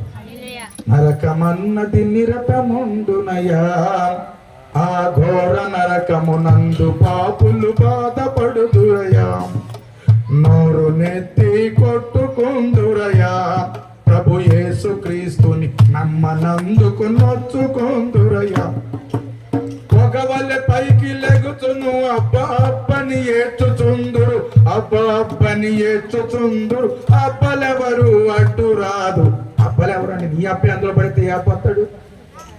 పడేసిందే నీ అబ్బ, ఏ అబ్బ రక్షణ గురించి. అందుకనే ఏదైనా జరగబోవున్నది నీకు తెలుసుకోవటం కోసమే ఈ కూడిక. జరగబోయేది ఏదో నువ్వు గ్రహించాలి. గ్రహించకపోతే నీ అంత పనికిమాలిన వాడు, నీ అంత అమాయకుడు, నీ అంత ఇంకా ఇందులో ఏదైనా పనికిమాలిన ఇంకేదైనా ఉంటే అదంతా మనమే. అది చెప్పడానికి కింద వచ్చిన అంటాడు ఆ మాటని. ఒకసారి చదువున్నాను, ఆ మాటను కూడా పూర్తి చేసి ముగిస్తాను. ప్రసంగి గ్రంథం 10:14. ఊరికి పోవు ఆ, ఊరికి పోవు ఆ, త్రోవ ఎరిగిన వారై ఊరికి పోవు త్రోవ ఎరగిన వారై బుద్ధిహీనులు తమ ప్రయాస చేత ఆయాసపడుతురు. ఊరికి పోయే త్రోవ మర్చిపోతారంటే వీళ్ళు. మనం ఎక్కడ నిలబడ్డామో ఎక్కడ వచ్చామో అవి దేవుడు మనకి తెలియపరిచాడు. ఇక్కడ రంగాల్లో రక్షణ అనే కృపనిచ్చాడు మనకి. దేవుని అనే సత్యాన్ని మనకి అనుగ్రహించే ఇక్కడ మనం జీవిస్తూ పైకేమో వేషధారణ కలిగిన జీవితం. అందుకని దేవుడితో సన్నిహితమైన సావాసం ఎవరికి లేదు. ఎవరికి దేవుడితో ఎలా గడపాలో సావాసం అనే జనాలకు అర్థం కాకపోయినా దేవుడే తన బైబిల్లో అర్థం చేసుకునేలాగా మనకి రాసిన తెలుసుకోలేని ఆ భాగ్యం. ఎలాంటి సావాసం చేయండి? అన్నండి, తండ్రి అండి, తల్లండి, స్నేహితుడండి. రైట్, ఎవరు కాదన్నారు? వీళ్ళనే పోల్చుకుంటారా మీరు? ఏమండి, 5 రకాలుగా దేవుడు మనకు కనబడుతున్నాడు. ఒకటి తండ్రిగా, ఒకటి తల్లిగా, ఒకటి అన్నగా, 3, 4 స్నేహితుడిగా, 5 భర్తగా కనబడుతున్నాడు. భర్తగా కనబడుతున్నాడు. బయట ఇక్కడ అందరూ భార్యాభర్తలు ఉన్నారు. మీ యొక్క సొంత ఇంట్లో, మీ ఇంట్లో, మీ రూములో ఉన్నట్టు ఇక్కడ కూర్చున్నారా? లేరే. అక్కడ ఉండే తీరు వేరు, ఇక్కడ ఉండే తీరు వేరు. దేవుడు కూడా మనకి అదే సన్నిహితమైన సావాసం చెప్పుకుంటా వచ్చాడు. ఏమనంటే ఏకాంతంగా ఆయనతో గడిపే ప్రార్థన అనుభూతిని చెప్పుకుంటా వచ్చాడు. అందుకనే అది మనకి పాత నిబంధనలో దాన్ని చేయలేదు కాబట్టి, కొంతమంది నెరవేర్చుకోలేదు కాబట్టి, కొత్త నిబంధన 6:6లో దాన్ని ఎందుకంటే సంపూర్తి చేశాడు. ఆ మాటని 6:6లో ఏమన్నాడు? మత్తయి సువార్త 6:6. ప్లీజ్ అండి, తొందరగా దేవునికి స్తోత్రం కలుగును గాక. నీవు ప్రార్థన చేయనప్పుడు నీ గదిలోనికి వెళ్ళి తలుపు వేసుకొని రహస్యమందున్న నీ తండ్రితోనే ప్రార్థన చేయము. అప్పుడు రహస్యమందున్న చూచుచున్న నీ తండ్రి నీకు ప్రతిఫలం ఇచ్చును. రహస్యమందున్న చూచుచున్న తండ్రి నీకు ప్రతిఫలం ఇస్తా అంట. ఎప్పుడు? గది అనుభవం కావాలా ప్రతి క్రైస్తవుడికి. గది అనుభవం ఎప్పుడైతే ఉంటుందో జరగబోయేదేదో తెలుసుకోగలుగుతాం. గది అనుభవం. ఎందుకంటే నీ భర్త నిన్ను మించి వెళ్ళడు కదా.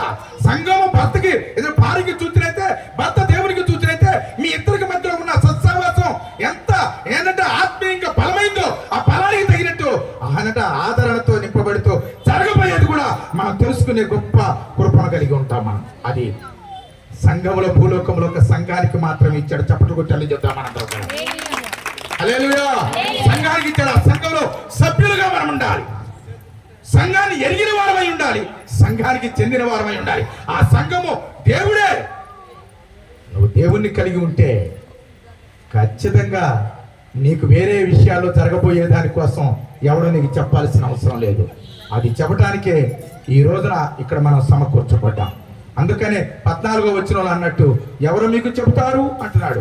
ఒక మాట పై వచ్చిన ఒక్కటి చదివేసి అమ్మ. నన్ను జరగబోయినదేదో, కలగబోవున్నదేదో మనుషులు ఎరగరు. అందుకనే చెప్పడానికి ఎరగరు. ఎంత వయసు అయితే పెరిగింది కానీ ఈ చావు తర్వాత ఏం జరుగుతుందో ఎవరికి తెలియదు. ఆవిడ నీతి ఆవిడ వెళ్తుంది. ఆవిడ ఎక్కడికి వెళ్తాడ? శరీరం ఇక్కడే ఉంది, నీతి వెళ్ళుద్ది. ఆ నీతి నీకు నాకు ఉంటే ప్రేమైన దేవుడా, నిజంగా నీతిమంతులను చూసే కృప దేవుడు మనకిస్తాడు. వాళ్ళు మన మధ్యకి రారు, మనం వాళ్ళ మధ్యకి వెళ్ళగలుగుతాం. కానీ వెళ్ళేటప్పుడు ఒకసారి ఆలోచించుకో, నిజంగా దేవునికి సరిపోయినంతగా నా నీతి ఉందా? ప్రభు యెషయా గ్రంథంలో అంటాడు, నీ నీతి నాకు మురికి గుడ్డ వలె కనపడుతుంది అన్నది. మురికి గుడ్డను ఉతుక్కునే స్థితిని కలిగి ఉండాలి. ఎప్పటికప్పుడు ఏంటంటే గది అనుభవం కలిగి ఉన్నప్పుడు మన జీవితానికి శుభ్రం కలిగి ఉంటాం. మార్గం తిన్నమైన మార్గంలో నడుస్తాము. ఎందుకంటే తెలియకపోతే ఎవరినైనా అడిగి బోధింపబడి సక్రమైన మార్గంలో నడవగలుగుతాము, నీతిని అనుసరించగలుగుతాం. అప్పుడు మన మరణము కూడా ఎదటి వారికి ఏంటంటే ఆశీర్వాదంగా ఉంటుంది. మన కుటుంబానికి కూడా ఆశీర్వాదం కూడా. చాలా మంది మొన్న ఎంత చెప్పినా వెళ్ళలేదు. మా ఇంటి పక్కనే 2 ఏంటంటే మార్గాలు అవతల అన్నమాట.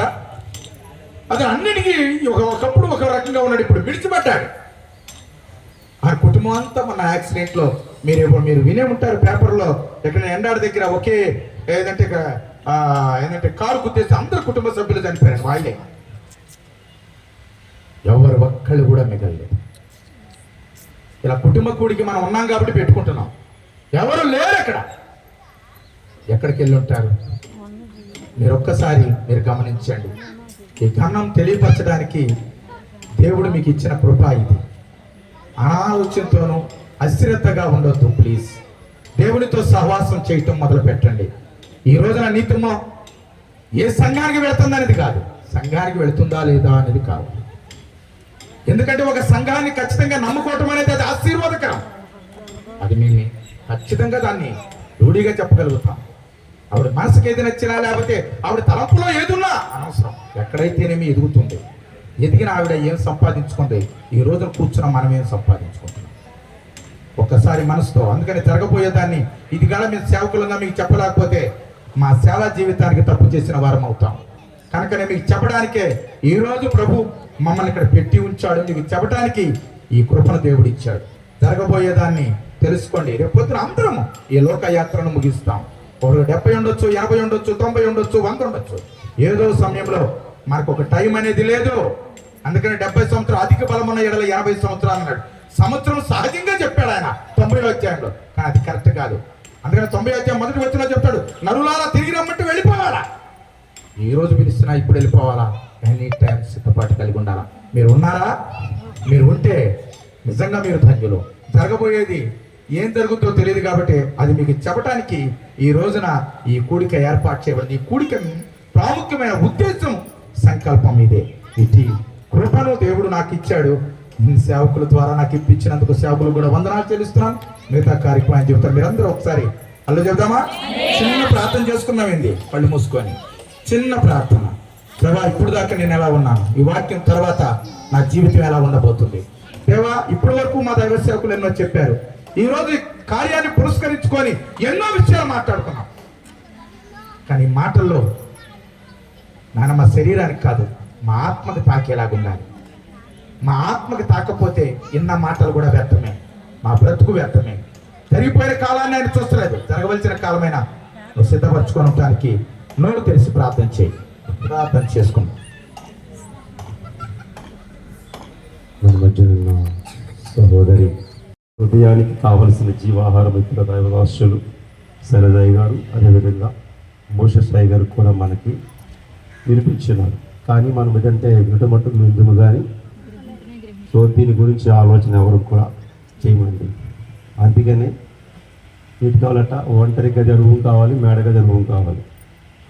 రెండు అనుభవాలు లేకపోతే దీని గురించి ఎవరికి తెలియదండి. చాలామంది పాస్టర్ గారు చెప్తుంటే, పాస్టర్ గారు మాకు తెలుసండి, మాకు తెలీదా, పిల్లలు లేదా, మా వెంట్రుకలన్నీ తెల్ల వచ్చేసేయండి, మాకు అనుభవం లేదా, మీరు మాకు చెప్పిన వదలండి. ముందు బాగా వింటారుగా వెనకెళ్ళి మాట్లాడిన మాటలు వెళ్ళి ఉంటాయి.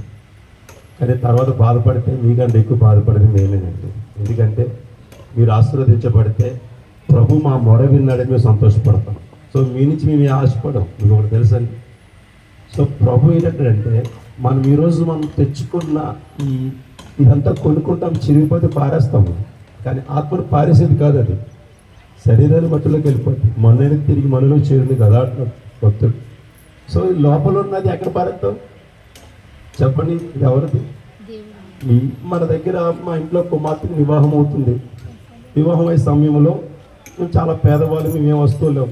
మా యొక్క బావగారు కూతురు దగ్గర ఒక వస్తువు తీసుకున్నాం, మెల్లో హారం తెచ్చుకొని ఆ కుమార్తె మెల్ల వేసాం, అందంగా ఉండాలని వేసే ముందు చెప్తాము, అమ్మ ఇది జాగ్రత్త, మంద కాదు, ఇది ఎరువు.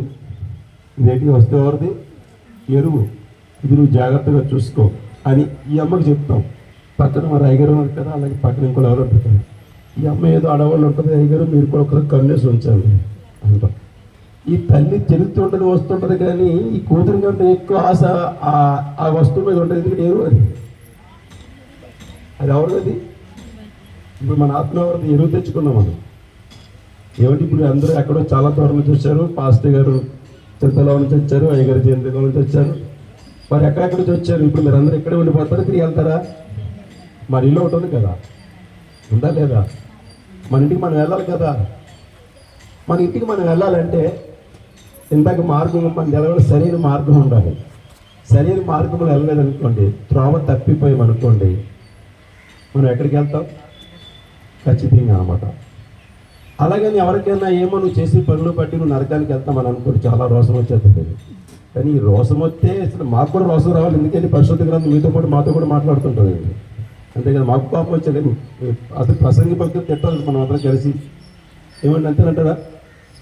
40 మంది భక్తుల చేత అద్భుతమైన జీవ గ్రంథాన్ని రాయించి యువలోకములో మనం నశించిపోకుండా యెహోమందులు పరమందులు ఫలించేలాగా చక్కని మర్మాలతో కూడిన గ్రంథం రాయించిన తర్వాత వినకపోవడం ఎవరు తప్పంటారు? పాపం తల్లి మా కొద్ది కాల సమయం 2 సంవత్సరాల సమయంలోనే ఎంతో ప్రయాసపడి నా భర్త మార్చబడాలి, నా బిడ్డలు మార్చబడాలి, మంచి భవిష్యత్తుని ఇవ్వాలని ప్రార్థన చేసి కన్నీళ్లు కార్చింది. సంఘం అంతా ప్రార్థన చేస్తున్నాం. సో మరణించినంత వరకు కూడా వాళ్ళ జీవితంలో మార్పు రాలేదు. ఏమంటే ఇప్పుడు ఎవరిని బట్టి ఏడుస్తారని అర్థం అవుతుంది. ఇప్పుడు కొడుకులు ఉన్నాడంటే ఒక కొడుకు భార్య ఉంది, మరొక కొడుకు ఎక్కడ పని చేసుకున్నాడు, తన భర్త సంగతి ఏంటి? నరుడు ఏర్పరిచిన బంధం భార్య భర్తల బంధం. ఒక భర్త భార్య కోసం వేదన పడిన వేదన నుంచి ఏ రోజైనా ఆలోచించామా? చెప్పండి ఒకసారి. ఆలోచించంటే ముందు జరిగే దాని గురించి ఎవరు ఆలోచించము. ఇప్పుడు ప్రజెంట్ ఇప్పుడు సంతోషంగా ఉండాలి చాలు అనుకుంటున్నాం తప్ప ముందు జరగబోయే దాని గురించి ఎవరైనా ఆలోచించుంటే ఎవరో కూడా ఎటువంటి మన సొంత నిర్ణయాలు తీసుకో. అందుకనే దావీదు భక్తుడు మాట్లాడుతుందంటే నీ చిత్తానుసారంగా బ్రతికించుని నాకు నేర్పోయే ఆత్మలైనా. మనం ఎప్పుడు కూడా మన సొంత ఇష్టంగా బతకడానికి ఇష్టపడతాం, మనకి నచ్చినట్టుగా. సో మాకు నచ్చడుగా మేము బ్రతకమని అయితే మీకు ఎవరికి మేము చెప్పమండి.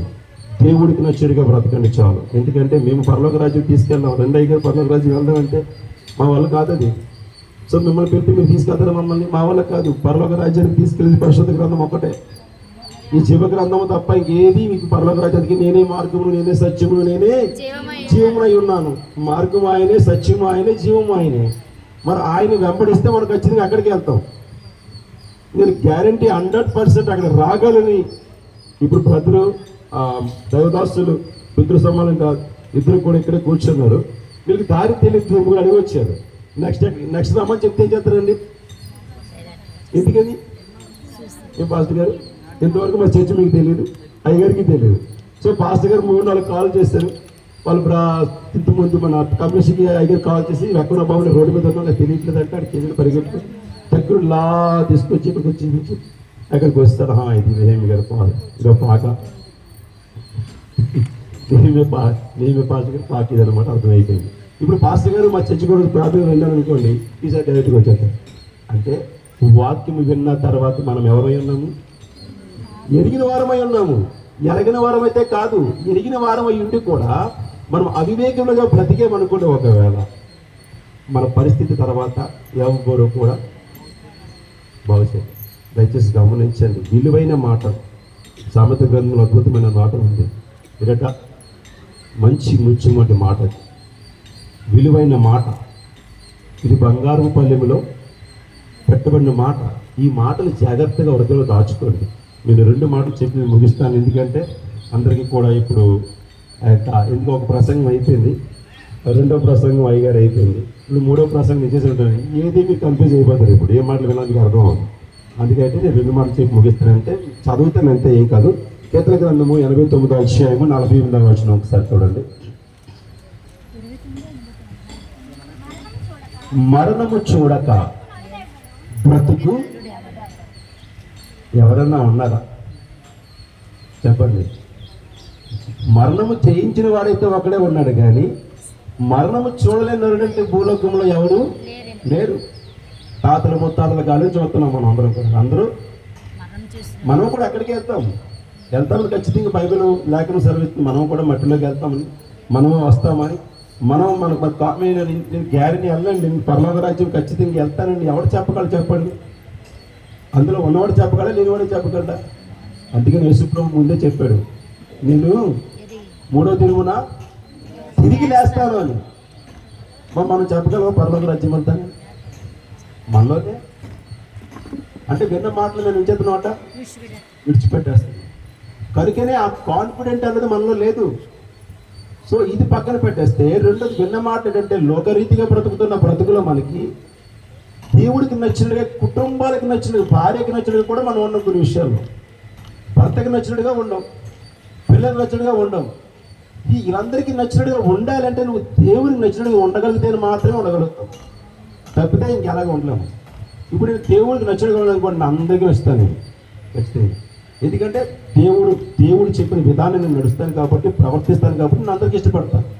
సో దేవుడికి నచ్చినట్టు బ్రతకలేనప్పుడు నేను కొందరికే ఇష్టపడతాను, ఎందుకంటే తప్పదు కాబట్టి నా భార్య వండి పెడతాను, తప్పదు కాబట్టి ఇంటికి పెడతాను. కానీ మనసులో భావం ఉంటుంది, వీడు ఎప్పుడు పోతాడో లేకపోతే ఇంటికి లేకపోయినా పర్వాలేదు, బాగుంటుంది. ఇది తను నచ్చినట్టు బ్రతకలేదు. అలాగే దేవుడు మనకి భూలోకములో మనకి ఆత్మను ఎరువుగా ఇచ్చాడు.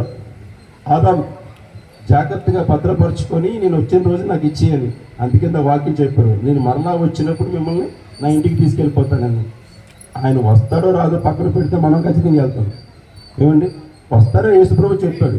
సరే వస్తాడు కాదని ఎదురు చూస్తూ మనం ఏం చేయాలట, జాగ్రత్తగా ఉండాలి. ఎలా ఉండాలి, ఇటు నుంచి వస్తాడో తిరుగుతాంగా, ఇటు నుంచి వస్తాడో ఇటు నుంచి వస్తాడో తిరిగి. కాబట్టి మన వివేకం కలిగి 4 వైపులా అందరినీ చూసుకుంటూ మన జీవితం సరి చేసుకుంటూ ముందుకు వెళ్ళాలి. మరణించుకుని లేని నరుడంటే భూలోకంలో ఎవరో లేరు.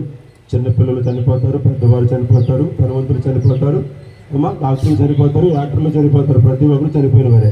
కానీ నేను బతికి ఉన్నాను అని చెప్పడానికి సాక్ష్యం అంటే భూలోకంలో ఎవరికైతే లేదు. కనుక ప్రియమైన 2వ మాట చూసుకుంటే మనము ఎబ్రీ పత్రిక 11వ అధ్యాయం 13వ వచనము, మనం అందరం భూలోకములకి యాత్రకు వచ్చాం. మనం అందరం ఎవరట, యాత్రికులు.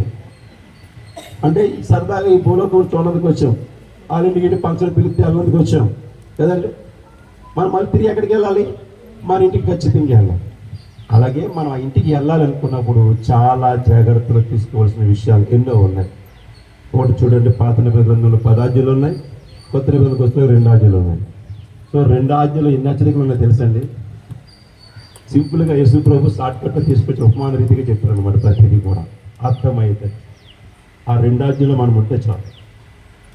అది గ్రహించుకొని ప్రతి ఒక్కరు కూడా, మొదటిది దేవుణ్ణి ప్రేమించాలి, 2వది నిన్ను వలని పొరుగు వలని ప్రేమించాలి. అందులో మనం ఉన్నామా లేదా చూసుకుంటే చాలు, మనం ఎక్కడికి వెళ్తాం మనకు అర్థమైపోతుంది. 3వది చూసుకుంటే చూడండి, ప్రసంగి 7వ అధ్యాయం 6వ అధ్యాయం 3వ వచనం చదవమ్మా.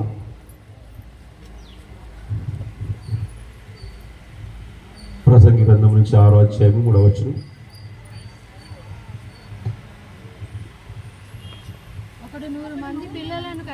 ఒకడు 100 మంది పిల్లలను కని దీర్ఘాయుష్మంతుడై చిరకాలము జీవించినను సుఖానుభావము నెరకగయు తగిన రీతిని సమాధి చేయబడుతుంటే పుణ్యుడు ఎలా వాని గతి కంటే ఇదట ఏమనుకున్నాడట ఆయన, 100 మంది నాకు పిల్లలు ఉన్నారండి, ఏది కానీ నా బ్రతుకు బాగోలేదు, నా మరణం బాగోలేదు. ఎవడి నిత్యం నిజంగా అదృష్టవంతురాలే.